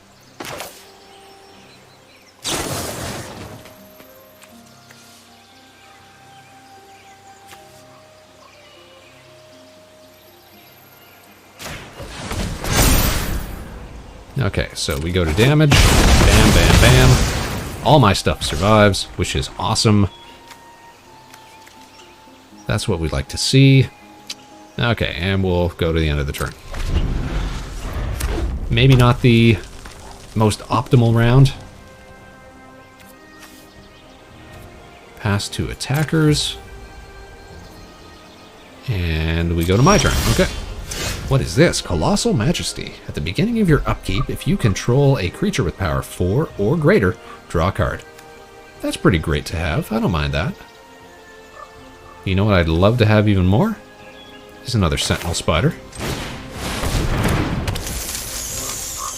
Alright, we are going to go to combat.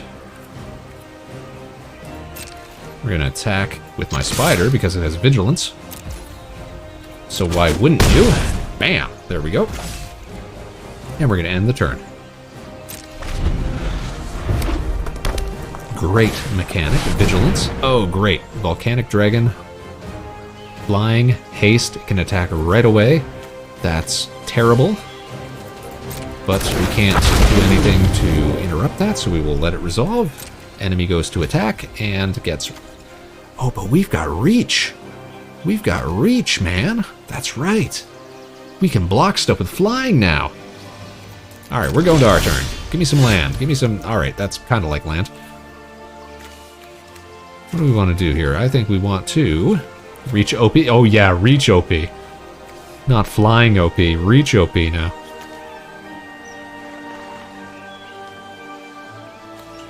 Alright, let's bring out another Duder.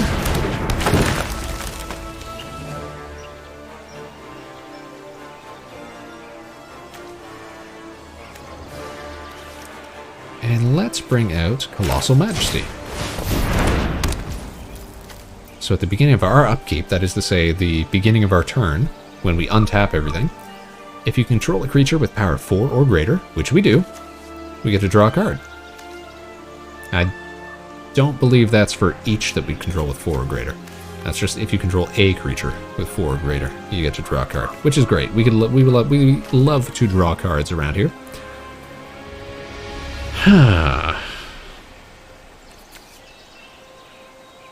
So here's what we're going to do. We're going to attack with both of our spiders.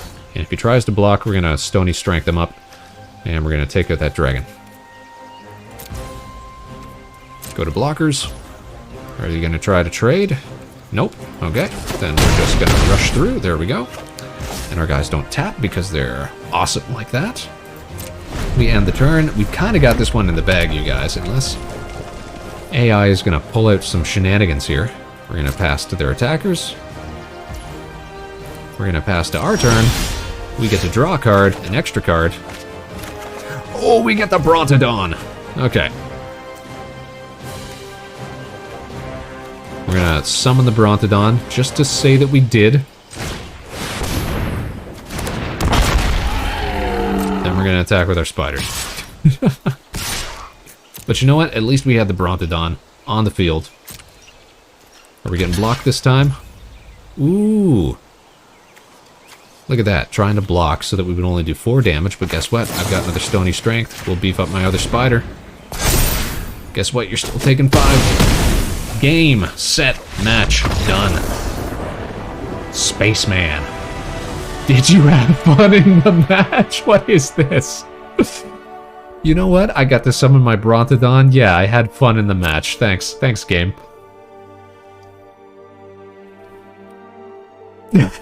That's such a weird placement for that. Did you have fun in the match? So what did we earn? What deck upgrades did we get for that? Yeah, get hyped, Carmine. We had Treetop Wardens? We had Treetop Wardens in the deck. I never even saw those. Alright, they want to give us a Jungle Delver with an activated ability to put +1 counters. Kind of expensive though. Epic proportions. Enchanted creature gets +5/+5 and has trample. At a flash at that. That one's not the worst. 2 2s for 2, kind of basic. Those fun messages get. Oh, are they asking you that all the time? See, that's just a sign of a. That's just a sign of how you say low confidence. If they're always asking, are you having fun still? All right, we got another deck up here. Oh, look at this! Now we're gonna fight some blue stuff. But if we win, we get another dinosaur. Look at that! Oh my goodness! What? How is that even legal? 5 mana for a 10/10? That's out of bounds. Yeah, I want that. So we're going to continue playing with this green deck. I think that's going to be our mission right now, is to get through this color challenge. And that'll probably be it for tonight. This is a fun game, though. Magic's just a fun game. But here's the thing, I wish I was playing against other people. And I really wish that I was playing against other people that we know. So I definitely think that I'm going to try to put together, can we do like an on-air MTG versus game night sort of thing with some of the other streamers that we hang around with, because I know some of them are into Magic as well. They only recently returned. Oh, the messages? It was removed until this most recent set. Okay, so they knew how fun the game was up until recently. Now they got to do another, another census, as it were. All right, it's our turn. We're gonna play a forest. We're gonna play a jungle delver. And we're going to pass the turn. We're going to play a forest. We're going to play an Elysian. And yeah, you know what? We're just going to attack with our Jungle Delver because you're exposed, blue man. You can do direct challenges / friend matches. Well, that sounds pretty cool. But at the same time, it would also involve people we know having this game. Which, to my knowledge, I don't know if anybody does. But if we could do like a digital tabletop or some other sort of like MTG simulator or something, even if it's not supported, where we can just make our own decks and throw them into action, I'll see if we can't find something like that. I'm sure my friends have spoken, when we were playing over the holidays, they spoke about something similar to that. You can even face me. Look at that. We've got challengers already. Time to get our epic rivalry started. All right, we're gonna play Forest. We've got Stony Strength cards, but to what end, my man? To what end? Sworn Guardian, 2 for a 1/3. You know what? Decent. I gotta respect that. We're not going to make any attacks this turn, so we're just going to tap with everything. And we're actually going to activate the ability of our Jungle Delver, which I thought we would never get any use out of. But there we go. And we're not going to attack because it would be pointless. Jace over here is just stacking up islands. No, you did not summon a bird. A bird wizard at that. With flying, creature spells with flying you cast cost 1 less to cast. The sheer nerve of this guy. Alright, it's our turn. We're going to play another forest.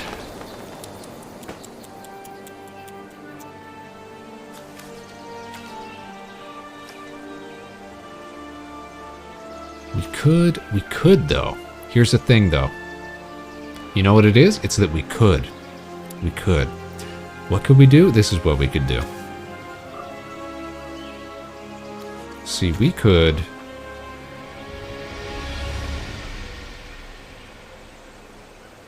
tap for 4 to activate Jungle Delver's ability again.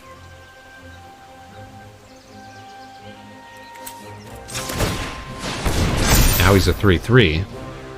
Now we're going to attack with him. Sworn Guardian's going to try to intercept, because that would be the smart play. Sorry, cancel that. Just Jungle Delver is attacking, thank you.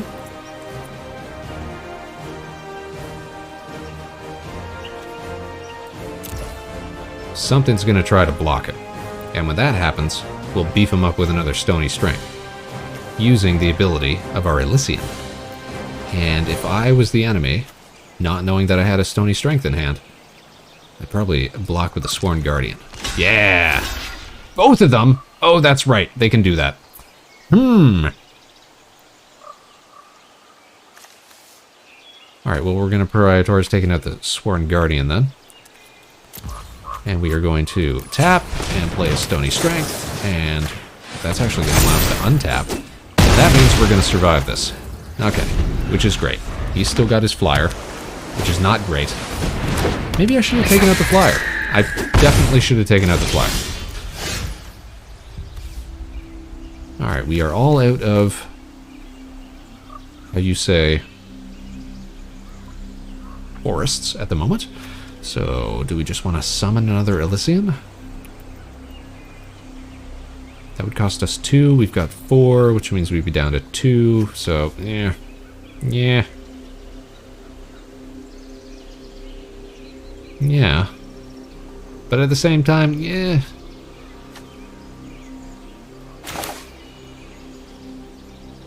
Here's what I want to do. I'm going to bring him out. I think we're going to attack with both to try and bait that flyer into blocking our Elysian. And when that happens, I can Stony Strength it up and at least trade it out. They'll be like, ha ha ha. Your weak little plant man, I can block that. And if they don't block, got him. Got him. And that becomes a good trade.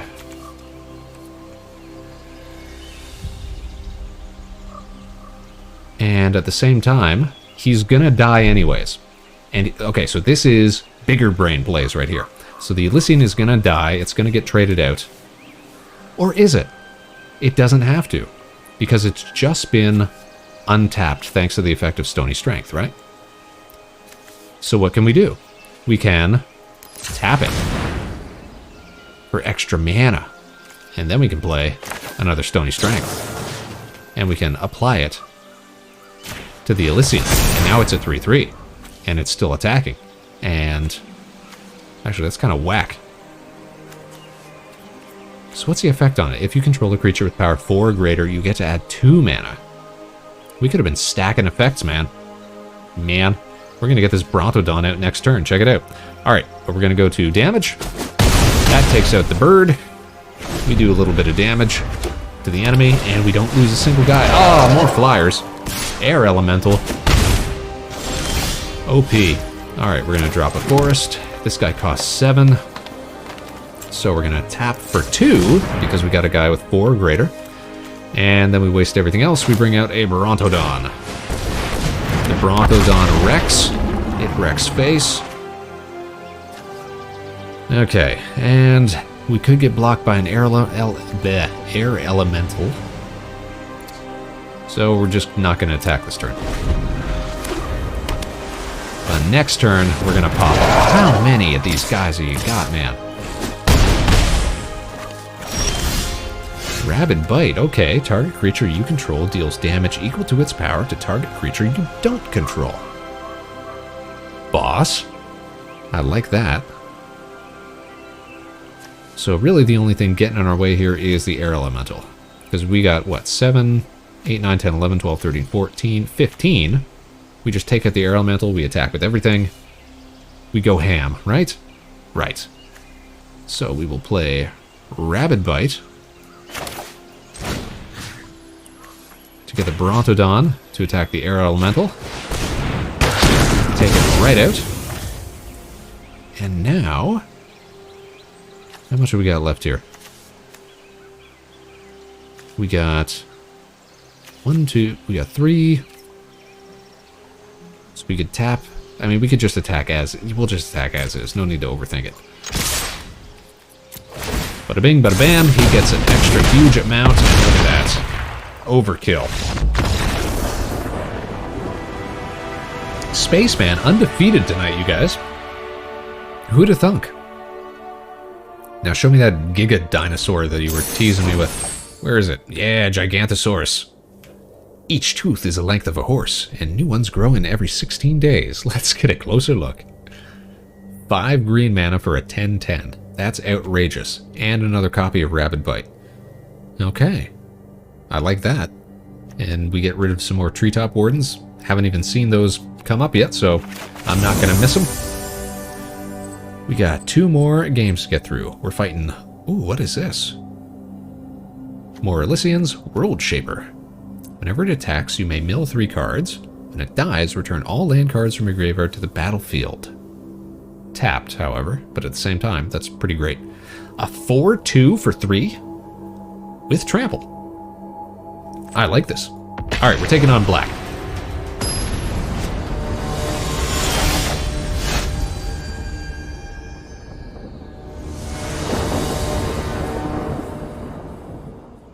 We start again, so we're dropping forests. Opponent's turn. Dropping swamp. Ah, the rats. Celebrating yet another birthday bash. So Death Touch sucks.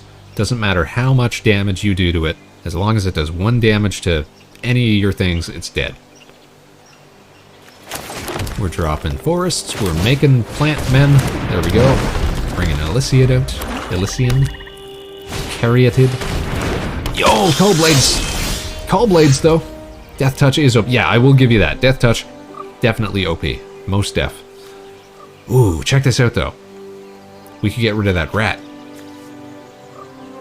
We could get rid of that rat real quick. Because we play Forest.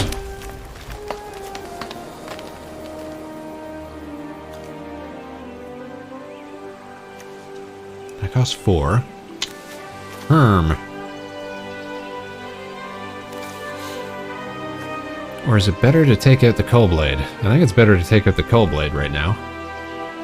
This Coldblade kinda really sucks. It's just gonna get beefier and better.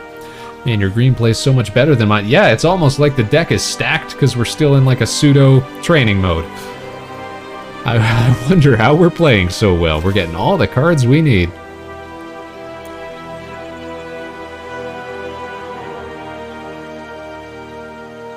I would love to have a Baloth Pack Hunter. But, at this, you know what? No, rats have to go. So we're gonna play this. We're gonna take out rats. Bam. We are not going to attack this turn. Thank you. I forgot that. Yeah. No, we're not doing that good. Alright, we cannot block this. because it's just going to beef up his Cull Blades. So we're going to declare no blocks. We'll take 1 point of damage. That is fine. Oh, look at this. Another Rabid Bite. But check this out. We got, what, 3, 4. We bring in a Pack Hunter. We'll bring in a Pack Hunter. We'll hunt in packs. Let's go. And, yeah, I don't want to trade. So we'll just wait another turn here. You gotta be patient. Sometimes you gotta be... Yo, that's the card they just gave me last time we played the black deck. At the beginning of your end step, if an opponent lost life this turn, put a +1. Okay, so we can't lose life, we can't lose creatures, otherwise their stuff just gets better and better. Kind of weak when you think about it. Alright, we got 5. We bring another Pack Hunter. We love to bring out another Pack Hunter. Let's do that. Let's bring out another Pack Hunter. And now we could Rabid Bite.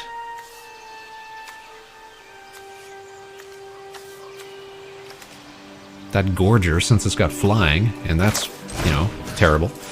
Big, beefy Pack Hunter, take it out. Bam! Excuse me, why did you tap that instead of using my untapped land? That was not cash money, my friend.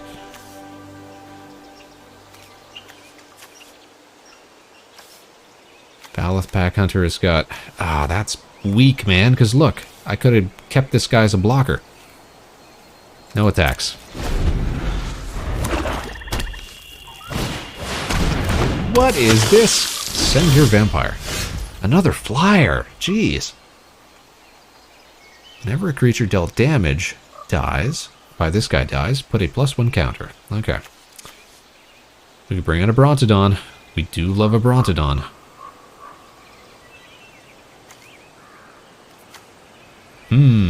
You needed to tap the mana dork in order to play Rabid. Oh, is that right? Oh. Oh, I see. Because it gave the +2. I'm following you. Flying with Death Touch? Yeah, right? Well, not really flying with Death Touch, but close to it. Flying with Death Touch is, yeah, pretty OP. Alright, what do I want to do here? Do I want to bring in my Brontodon? Kind of feel like I want to bring out my Brontodon. Let's bring out our Brontodon. Okay, now they've got a total of 6 attack that they could apply here, which means I could take out my Pack Hunter.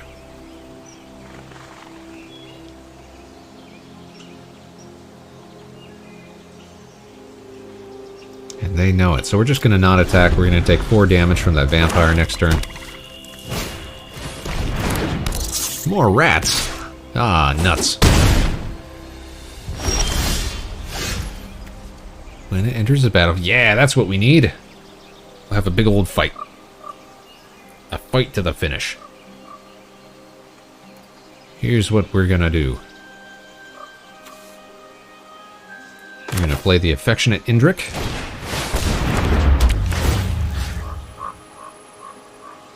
We're gonna have it fight Rat. Now, I don't know if fighting actually...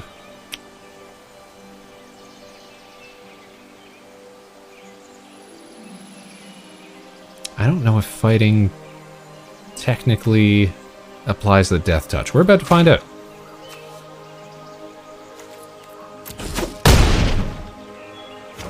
It does. Okay, it does apply Death Touch. So that's not 100% great, but at the same time, pretty sure that we've got all the power we need here to blow through. We've got Tramplers. This guy's a 12/12 with Trample.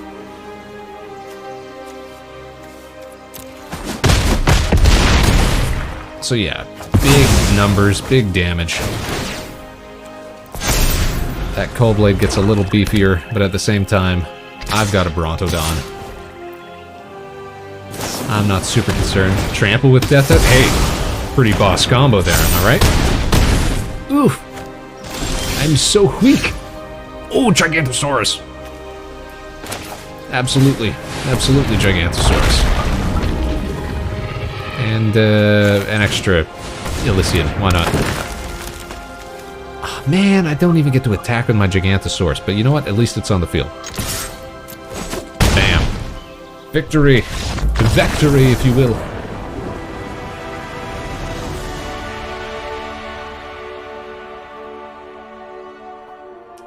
That Gigantosaurus just at the last moment. Thank you, thank you, thank you. What? We had, what? 3 for a 1-2, but you get to draw a card? Ugh. I'm glad those are getting taken out. And we get these cool cards. Nice. More plants. World Shaper. All land cards from your graveyard. I'm guessing that the next game we play is going to be showing off cards that deliberately get us destroying stuff so that we return stuff to the battlefield. Let's see here. It's time to take on the last game, which will probably be our last game of the night, you guys. Card style. 1 uncommon and 2 common wild cards. Ooh, wild cards. I like the idea of that. Card styles are cosmetic changes to cards that can change the art, frame, and more. Man, I've never been into like those full art cards or anything like that. Just give me everything standardized. All right. Let's do this. Crack the old knuckles. Yeah. Time to warm up here. Let's get into this. Put on our serious face. It's serious gaming time.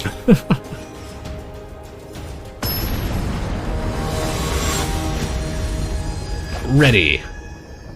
Me versus Dalep9. What the heck? Is this a real person? Opponent goes first. Your opponent... Is this a real game? Hold on. Alright, hold on here. Facing an actual human opponent? What? They snuck that in on us. Alright, you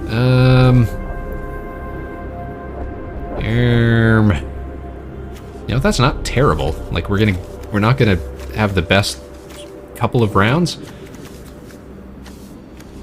Yeah, we'll keep. Alright. Opponent goes first. Playing swamps. Man, we got a lot of land. We are land positive here. Alright. Opponent... also not playing much. Oh, bringing out a Coldblade. Oh, man. Why are they playing black? Who said this was a good idea? Who gave them permission? Alright. Playing an Elysian.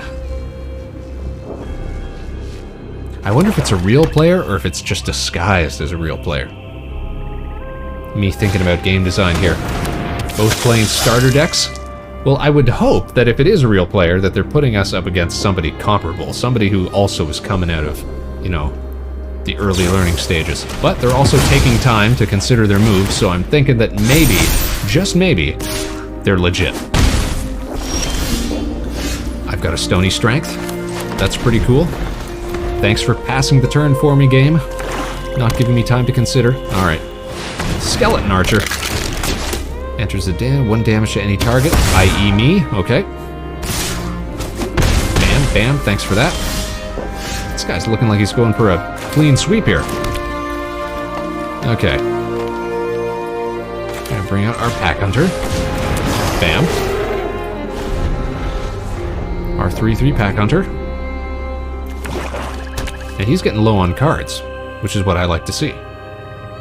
You gonna summon something big and powerful? What do you got, my man? Vampire Opportunist. What'd you just do? Each opponent loses... Okay, so it just got an effect. You're attacking for 3. We're not gonna block. We're gonna let that through. Our turn. Awesome. We're dropping forests. We are... playing Pack Hunters.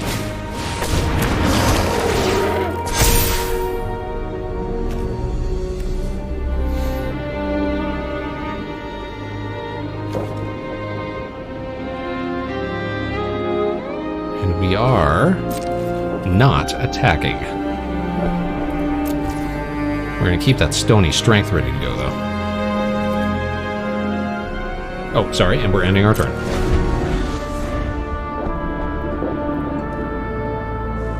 So we are not in an advantageous position right now, but we do still have another Pack Hunter to bring out, which is going to boost both of our dudes. So we're going to get pretty big pretty quick. It's our turn again, huh? Yeah, go for your attack, my man. It is the opponent's turn. And we'll end the turn. Okay.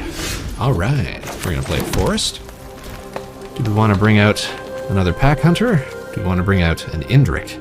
Have it fight somebody. Have it fight somebody.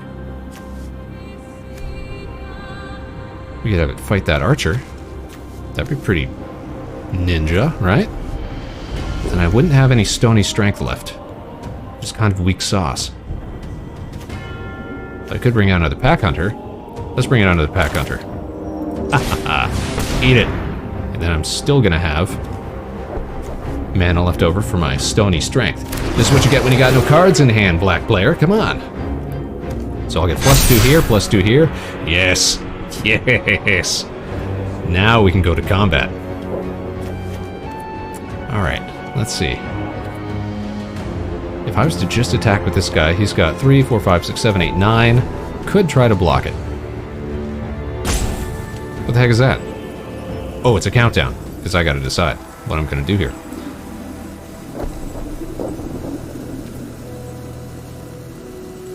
Alright, here's what we're gonna do. We're gonna attack with both, and we're gonna let him wonder what to do. And then I'm gonna hit him with that stony strength. He's gonna think, he's gonna waste both his guys, he's not gonna have blockers left. Go to blockers, my man. But he's wrong, because we're gonna untap with that stony strength. Okay, here's what we're gonna do. We're gonna untap my big dude.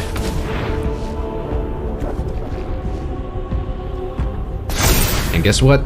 Now you're getting hit for 13. Eat it! Whew! And now I got 2 blockers still. And guess what? I still got mana over here. He's thinking, oh no, has he got another stony diddly-do? He doesn't know. He doesn't know what to do. But he's playing more land.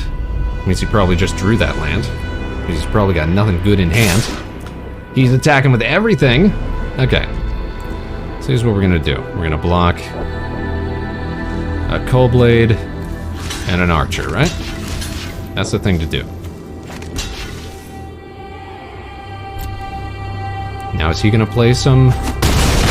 He's not even. He's not even, man. Look at this. What else have you got, brother? I've got spiders on the field. What could you even do? What could you even do, Duber? Alright, we're bringing out the Indrik. My Indrik is going to fight your Cullblade.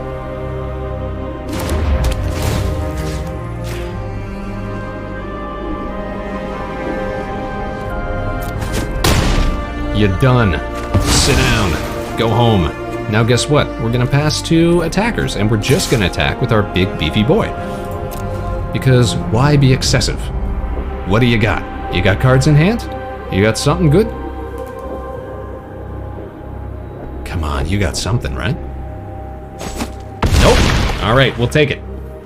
We got this, we got this. That's how you win. That's how you get a 100% victory streak right there. Somebody tell me that was a fake player. No way that was a real guy, right? Did we simply outclass our opponent? Look at this. We got a card style that we're never going to use. We get a common and some uncommon wild cards. Show me my wild cards. We get some XP. Pure outclass. Nice, nice. Congrats on beating a newbie. Right? Me with my years of experience. Thanks for the prizes. Okay, how do I get to see my, my common and uncommon wild cards?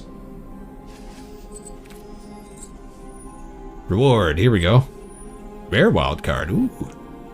Opening packs earns you wild cards. 3 more packs until your next rare wild card. 6 more packs until your next uncommon wild card. Well, where did my other stuff go? Yo-Yo also top right by the gold. Ah, there it is. Look at that. They could do better than that. Also, how do you do, Sundrew? Thanks for tuning in tonight on this lovely Tuesday evening where we're flexing our old school Magic prowess, our first foray into MTG Arena. Welcome to the Vector Spaceman Show. I am the Vector Spaceman. And here on the program, you know what? Heck, let's just go back to the main screen, show off what we do here. We like to showcase games and animation and all sorts of stuff right here at Harbor Station. We broadcast a few nights out of the week. Our schedule, of course, can always be found on our Twitter page. We've got our YouTube page, and of course, you can always follow us right here on Twitch as well. Thanks everybody who's been tuning in tonight. I think we're gonna pop open those wildcard packs. Yo, I haven't seen your background before. It's so, oh, let me show things off here for a sec. All right, so let's put up the station music. Let's do a little tour here, shall we? So here we are at the Harbor Station. Let's turn off the game audio for a sec. But we've got all sorts of nice features here. We've, of course, got the game screen, which everybody just got to see. We spent a lot of time here. But we've also got the station screen, where we do our little monologues at the top of the show. We've actually got cool little features like the airlock here, which opens up. And we can zip on over there if we're feeling fancy. We go zip, zip, zip, zip, zip. And check this out. Check this out. Super cool feature. See you later, guys. Bye-bye. We can close the door, and we pop it back open. And look at that, Sundrew, our latest and greatest space cadet. Thanks so much for following. You know we appreciate it. And let's zip on back out to the station here.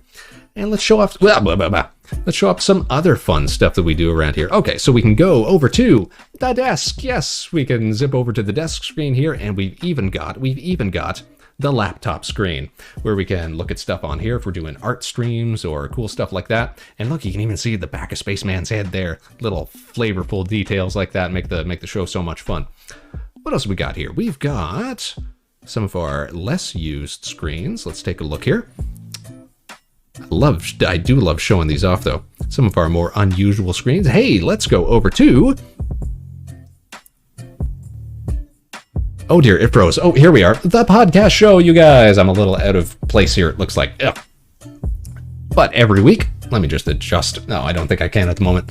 Every week we like to have guests on the show where we talk to folks as well. I'm in awe. Thanks so much. And of course, everything you're seeing is all, how you say...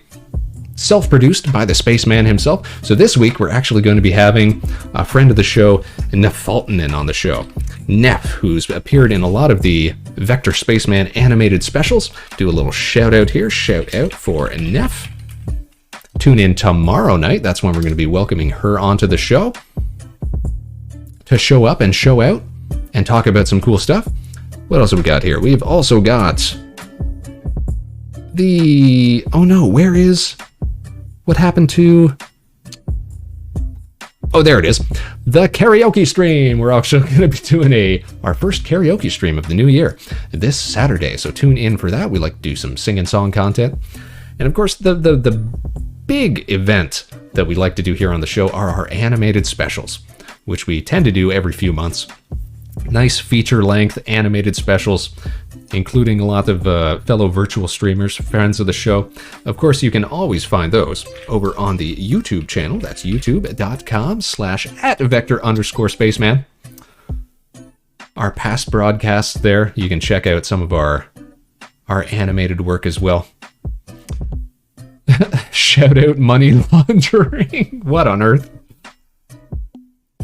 But yeah, we do, you know, all self-produced stuff here. It's kind of been an experiment in, I guess, learning the ropes of independent broadcasting. That's kind of what it's all about here on the Vector Spaceman Show. So we appreciate everybody who's been joining us on this journey. And it's been great to meet some new people tonight. Turns out a lot of people are interested in the Magic the Gathering that we've been playing. And I think this is definitely something that we could see more of here on the show, especially if we could get some of our usual collaborators involved. And if we could get some sort of virtual tabletop or simulator going that we could bust out everybody's favorite decks and have a nice evening playing against one another. Dude, the love for your craft shows and it looks great. You should be very proud of you. Well, thank you so much. It seems that so most of the people that that tend to appreciate like the look of everything we go in here, because it's definitely like an old school, like mid 2000s Flash aesthetic that we tend to go for.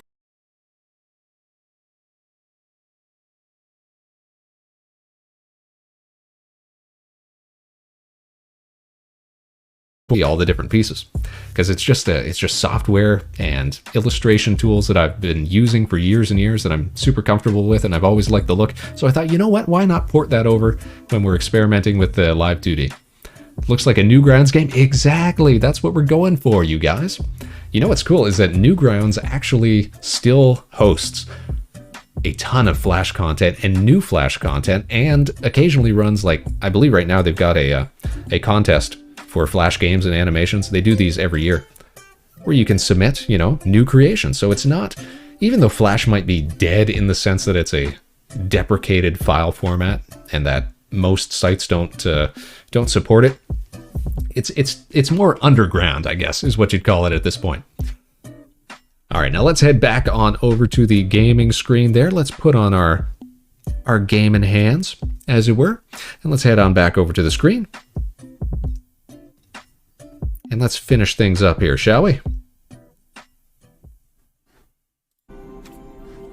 All right, I want to browse. Wait. Hold on. Didn't it say it was giving me 2 common, 2 uncommon?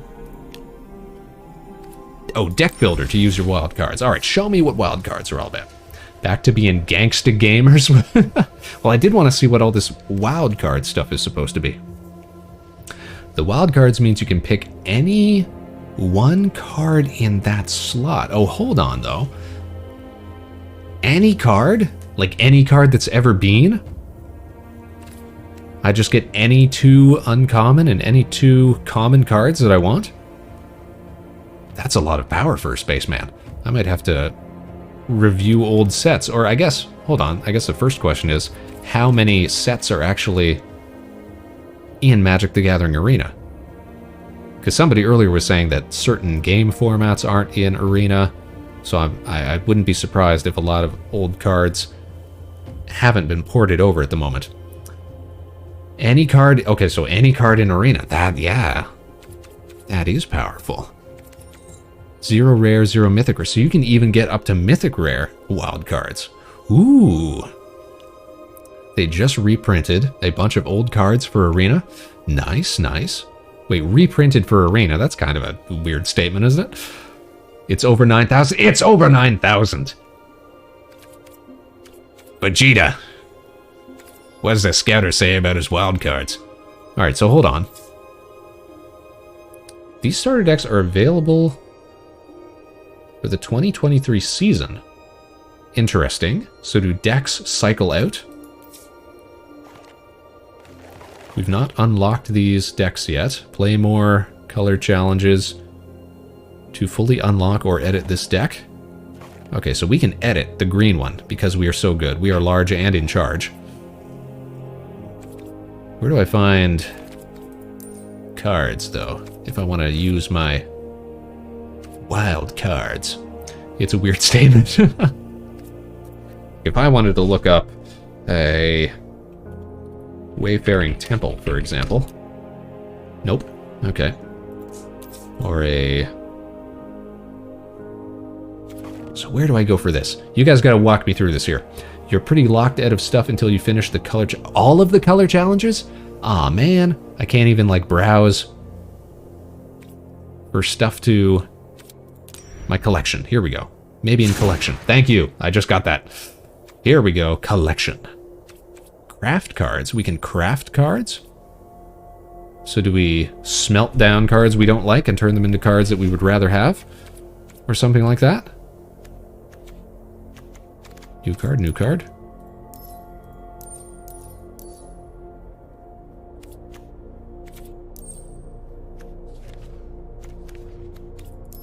This is also kind of a wacky format, so we just scroll through everything here. We got a turtle. We got a turtle. No extras you get of the same card turn... Ooh, So extras you get of the same card turn into wild cards. Now here's a question, and maybe you guys can fill me in on this. How does that work vis-a-vis like the multiples of cards that you can have? Because I'm seeing collected and in inventory here. So these pips here probably referring to the number of copies of any given card that you have. And like plains, snow-covered plains here. Infinite number of these, so they just give you land cards for freeze. That's fine. But here, like it's saying, I only have 1 copy of Sarah Angel. So once you have more than 4, it turns into a wild card. Does it turn into a wild card of that rarity? Or does it turn into a wild card of, like, a rarity below or something like that? Because if you had... Well, maybe it does turn into the same rarity. Because I guess if you had, like, 4 copies of a Mythic Rare and you got another copy of it, you'd expect, like, a wild card Mythic Rare, right? Yes? Yeah, yes to what? I think I said, like, 8 things there. Yes, it turns into the same rarity? Because that would be pretty generous of them. And if that's how they want to do things, I'm all for that. That's kind of great. The same rarity? Awesome. Awesome. Alright, let me think of some of my favorite cards then. Because if we put in, like, Voice of Resurgence... Is it searching? Is it searching? It's paused, it's stalled, it's it's breaking. Maybe it doesn't have a great search function. Although we have been seeing this all evening, so who can say? Don't crash on me, game, come on. I just want to look for dope cards. Even though I'm pretty sure Voice of Resurgence is a rare or mythic rare anyways. So it's not like I could use a wild card on it. But I remember it being a pretty slick green-white card.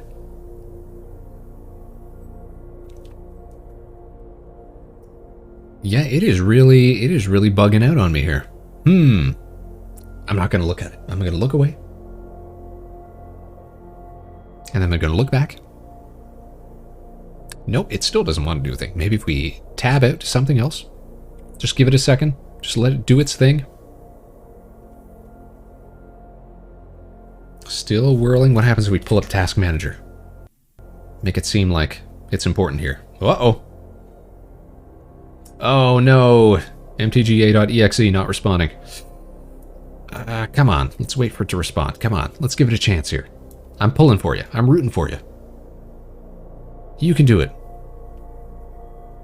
In the meantime, I get to look at that awesome Rampaging Brontodon, which I now have 2 copies of.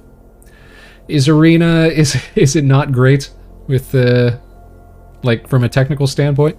This is my first time ever loading it up, so I don't know if it's terribly well optimized. Oh, hold on, now it goes. No cards could be found with the current filters.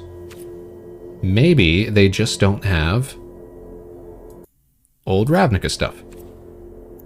What if I look for something more recent? Can I search by... I can search by... Aha! So I can search by... So yeah, I think it was before these sets. That's why it's not showing up. Gotcha. Gotcha. You need to select not collected. Oh! Collected and not collected. Okay. Oh man, yeah, look at all these cards that I don't have.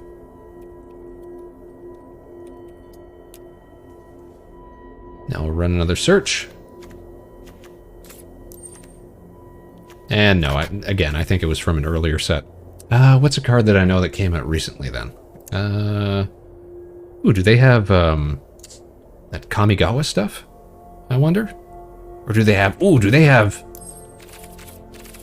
They do have Kamigawa, nice. But do they have... They do have Ikoria. Nice, okay. So let's look for, just for example, let's look for something like... Zerda. Yeah, they got Zerda. Zerda's rare. And I only have wild cards for uncommons and commons. So man, I'm going to spend a lot of time looking for cool cards that I want to commit to. I'm not going to do any right now because it makes it feel like a big decision. Vector, oh wow, look at all the stuff I don't have. Yeah, man, look at all this stuff. We're talking multiple sets, cycles even, of stuff that I just do not have. I mean, look at this. This Choking Miasma, I totally don't have that. This Path of Peril, not on my list. My guy, this Gravelhide Goblin, not even a single one in my collection. In fact, it could be said that most of this stuff I do not have in my collection. And so that is an issue that we're going to have to try to rectify here on the show as we continue to do these playthroughs. So check it. Let's go back to the main screen here. First of all, Vector Spaceman, Bronze Tier 4. Thank you very much.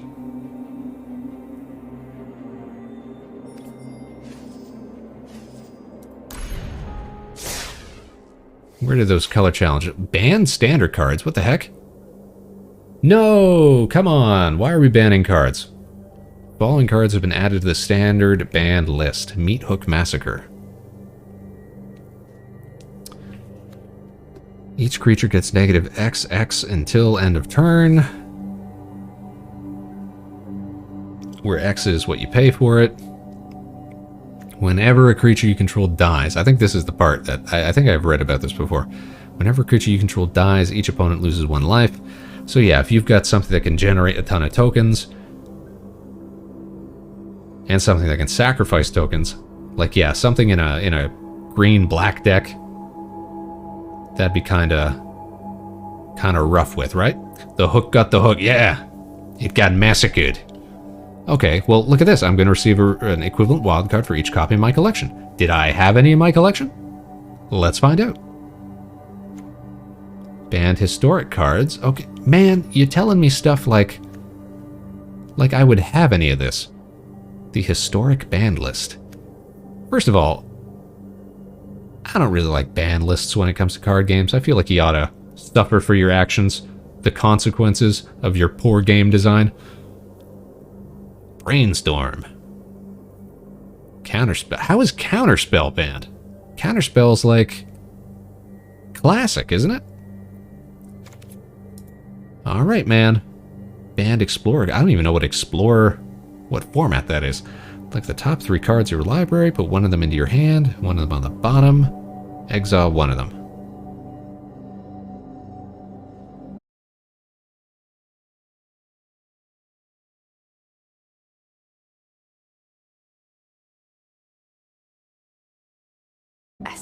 You'll get another More one quest. every day. There's extra rewards for daily and weekly Other wins cards too. that are basically the same. Yeah, so like why ban Golly, the there's one? just so much to look forward to. Explorer equals Pioneer. I'm not even sure I know what Pioneer is. Like, I got what Modern was, because Modern was the new card design, the new background art, basically. Specifically because of Is It Phoenix? I'm not sure what card that's referring to. Ooh, look at this. We've got quests. Cast 20 black or green spell. Well, we can definitely cast 20 green spells, right? Blue or black? Ugh. Play 25 lands. I love playing lands. What happened to those color challenges? Where did they go? Why does this feel like not a great interface?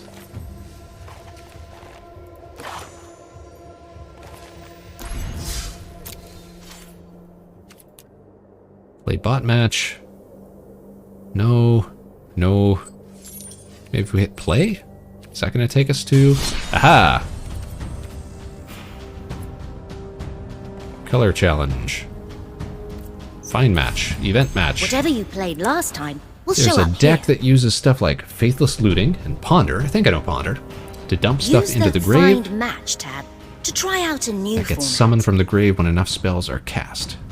Okay, Or okay, I the gotcha. Oh, here we Events are. tab Color to challenges. See both limited and constructed events. So we finished green. Awesome. That offers us a ton of stuff to do. That's great. Just looking forward here. Alright, so here's a question. Let's do one more game just to cap off the evening. What happens if we just take our deck into standard play? This should set us up against another real live human, right? So that'll let us work on some of these green and play land card challenges. Well, not just challenges, guys, quests. We're working on quests. Beasts are much more reliable than humans. Let's see if we get matched up against some noob again. That'll put you against a human? Alright, yeah, because we want to play against a human here. On Town Zero. Why will people not just have regular names? Why am I playing against Pwn Town Zero? Alright, what do we got here? We got a World Shaper that we can't afford. Colossal Majesty Rev, but yeah, we want a mulligan on this. Jungle Delver, awesome. Woodland, yeah. Good start. Return one card. Oh, is that how they do it? Okay.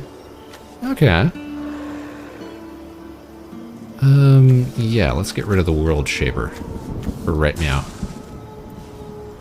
Dunzo. Alright, we get to go first. Awesome. Pass the turn. We're delving jungles. Haven't faced Arclight Phoenix in a while. That deck just turned into Is It Wizards? Is it Wizards? Is it Wizards, though? Is it? Come on, Bone Town, what do you got? You gotta have something in that hand there. You're playing green too. What the? You're playing Kami of Bamboo Groves. You're playing Kamigawa stuff. Enters the battlefield, put a land card from your hand onto the battlefield tapped. Cool. Let's bring in a Mystic. A little Woodland Mystic.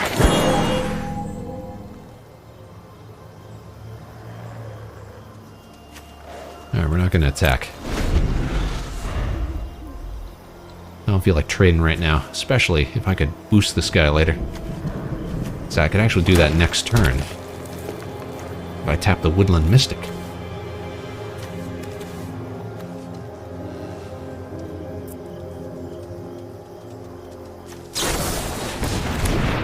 What was that? Target creature gets plus... No! It's a big buff Kami of Bamboo Groves. Until end of turn. Well... yeah, I'm not gonna block, man. You got it. That was a nasty trick. Playing an instant card that gave you awesome stuff. Look at all that untapped land he's got. Alright, he's passing the turn. We're playing forests.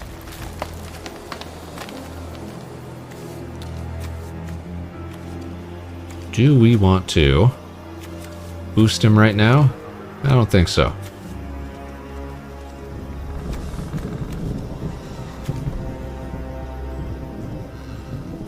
3, 4. You know what? I think that is what I want to do. I want to activate his ability. There we go. That's a better play. Now, do I want to attack for 2? As a matter of fact, I don't. I want to keep him as a pretty cool blocker. Expensive blocker, though. Jeez. What do you got, green man? We're playing similar decks here. But have you got the... have you got the skills?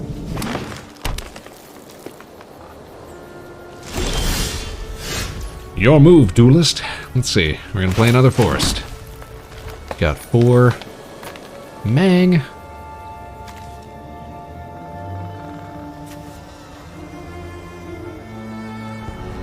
Here's what I want to do.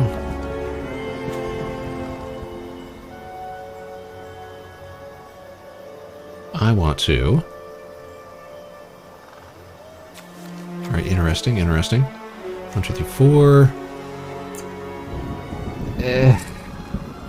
Yeah, I should just take out the stray. Alright, let's do that.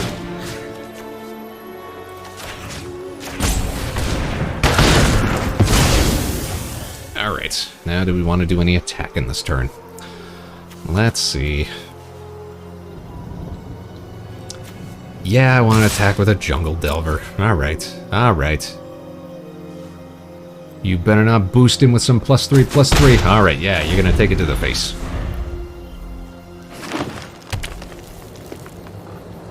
You got 5 forests. What are you gonna do with them? What are you thinking, Pound Town? What's going through your mind right now? Come on, Green Man, what do you got?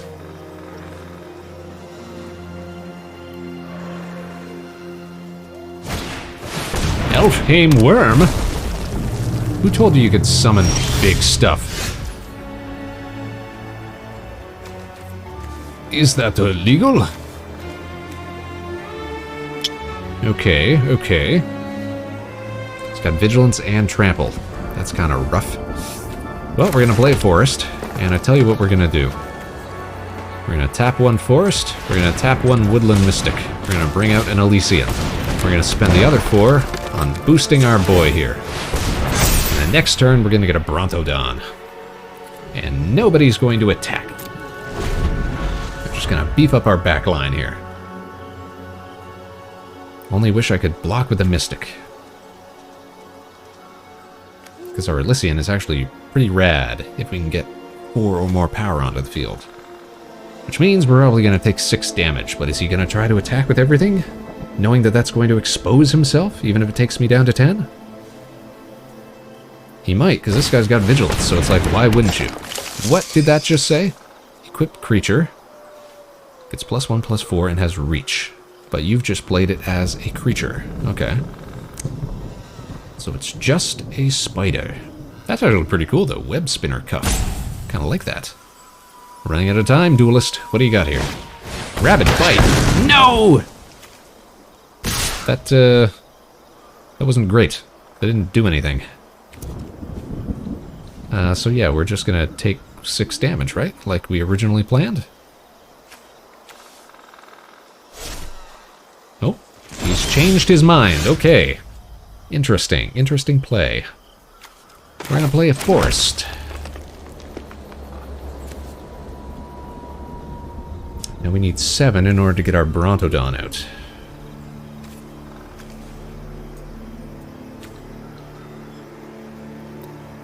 So...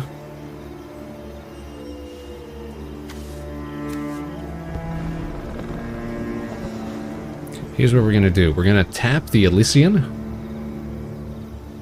Because... I want to use the Woodland Mystic as a blocker. We're gonna have the Brontodon out. Yeah, alright, we're tapping.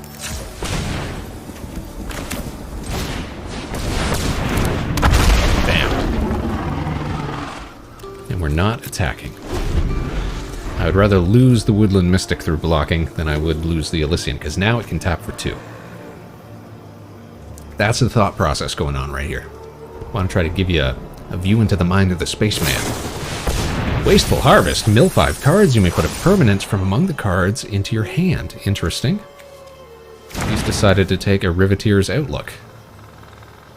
When it enters the battlefield, sacrifice it, and then look for a card that you want. Interesting. Let's say a land card that he wants. It's brought in a tapped forest. Cool stuff, cool stuff. So my Brontodon attacks, it's going to become a 13. This guy's got 5, 6, 7, 8, 9 total blockers.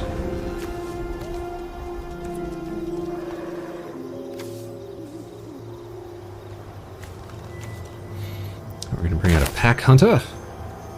No. We're going to boost, first of all. And then... we're going to create 2, and we're going to bring out the Pack Hunter. That's what we're going to do, yes. We're going to get bigger.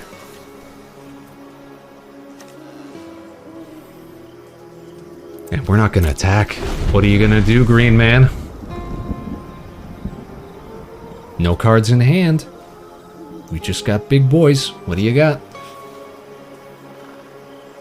This guy's clearly got a tailored deck, though.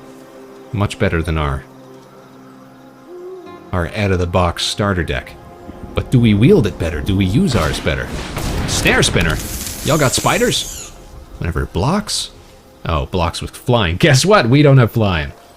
Because we are a basic deck.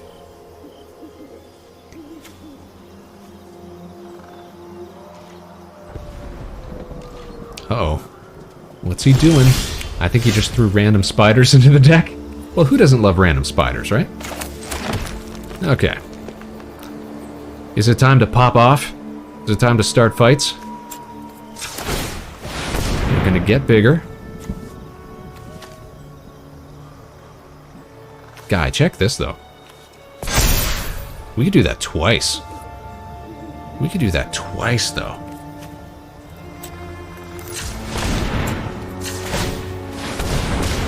So now we're swinging for... We've got 7...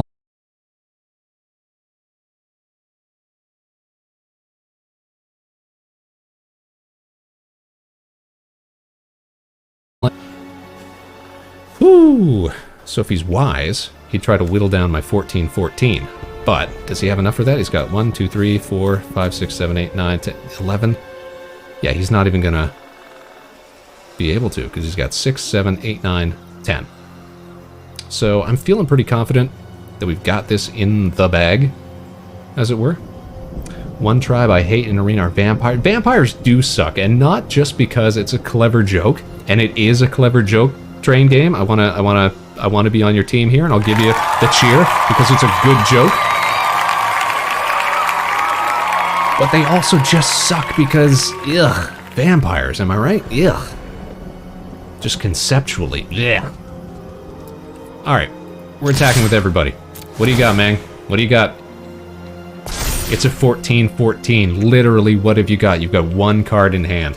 Unless you've been holding on to your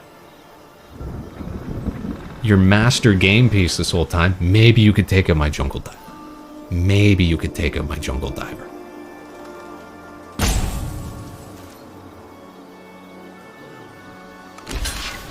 Okay, we're gonna trade. That's not really a big deal. You probably could have used that better. You're gonna lose a spider, okay? You're gonna lose a lot of stuff. Alright, I've got trample. Let's not forget. My guys have trample.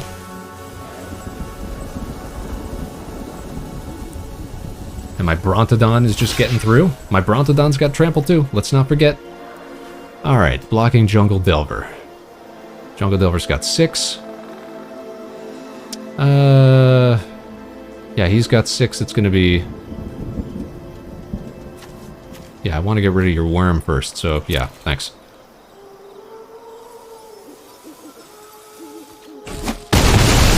Bam, bam, bam, bam. Look at it pop off. Man, we're popping off. That was a great joke. Took me a sec, but you got there, Carmine. You got there. Okay, hit me for that 1 damage with your web spinner, Cuff. Tell you what, I kind of don't hate dunking on noobs. This is kind of a great way to play.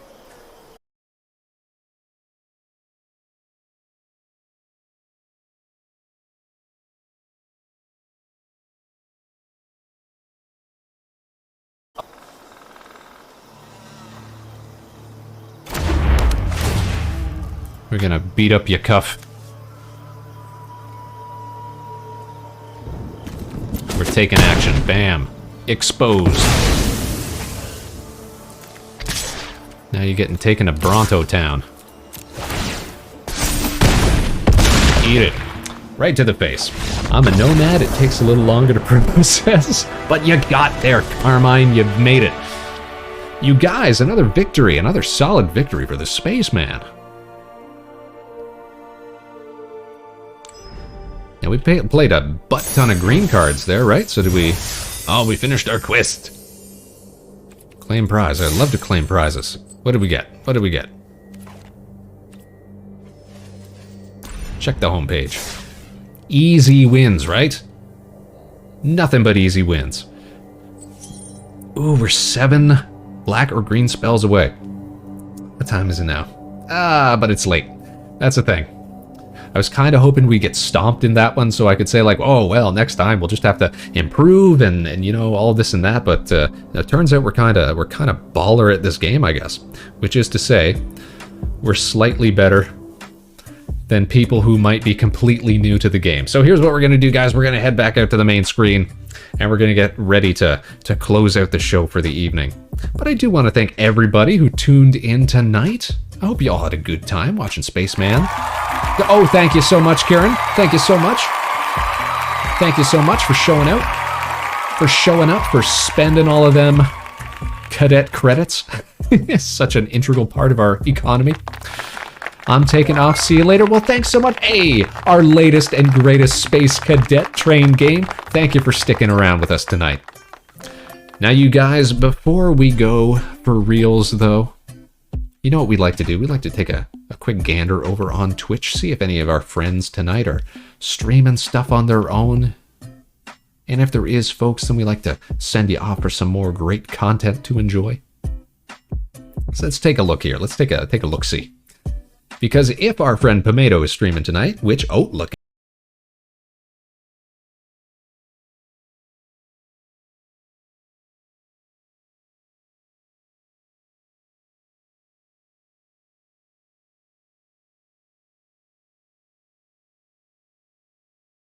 Set up a raid. Pomato. The Master. There we go. And it looks like Pomato's just doing a little Mass Effect 2 tonight. Okay, that could be fun. We'll go check that out. So, Space Cadets, as we get set for that, I just want to say thanks once again for everybody tuning in tonight, wherever and whenever you are. You can join us again tomorrow evening, same time, same place, right here at Harbor Station. We're going to be chatting with Neff tomorrow night on our little talk show type podcast style diddly-do. You won't want to miss that. Neff is definitely a character. You'll want to stay tuned in. Until then, of course, no matter what life throws your way, good luck and Godspeed. This is Vector Spaceman signing off. Now stick around for that raid because we're about to send you off for some more great content for your evening. Take care, everybody. We will see you all again real soon.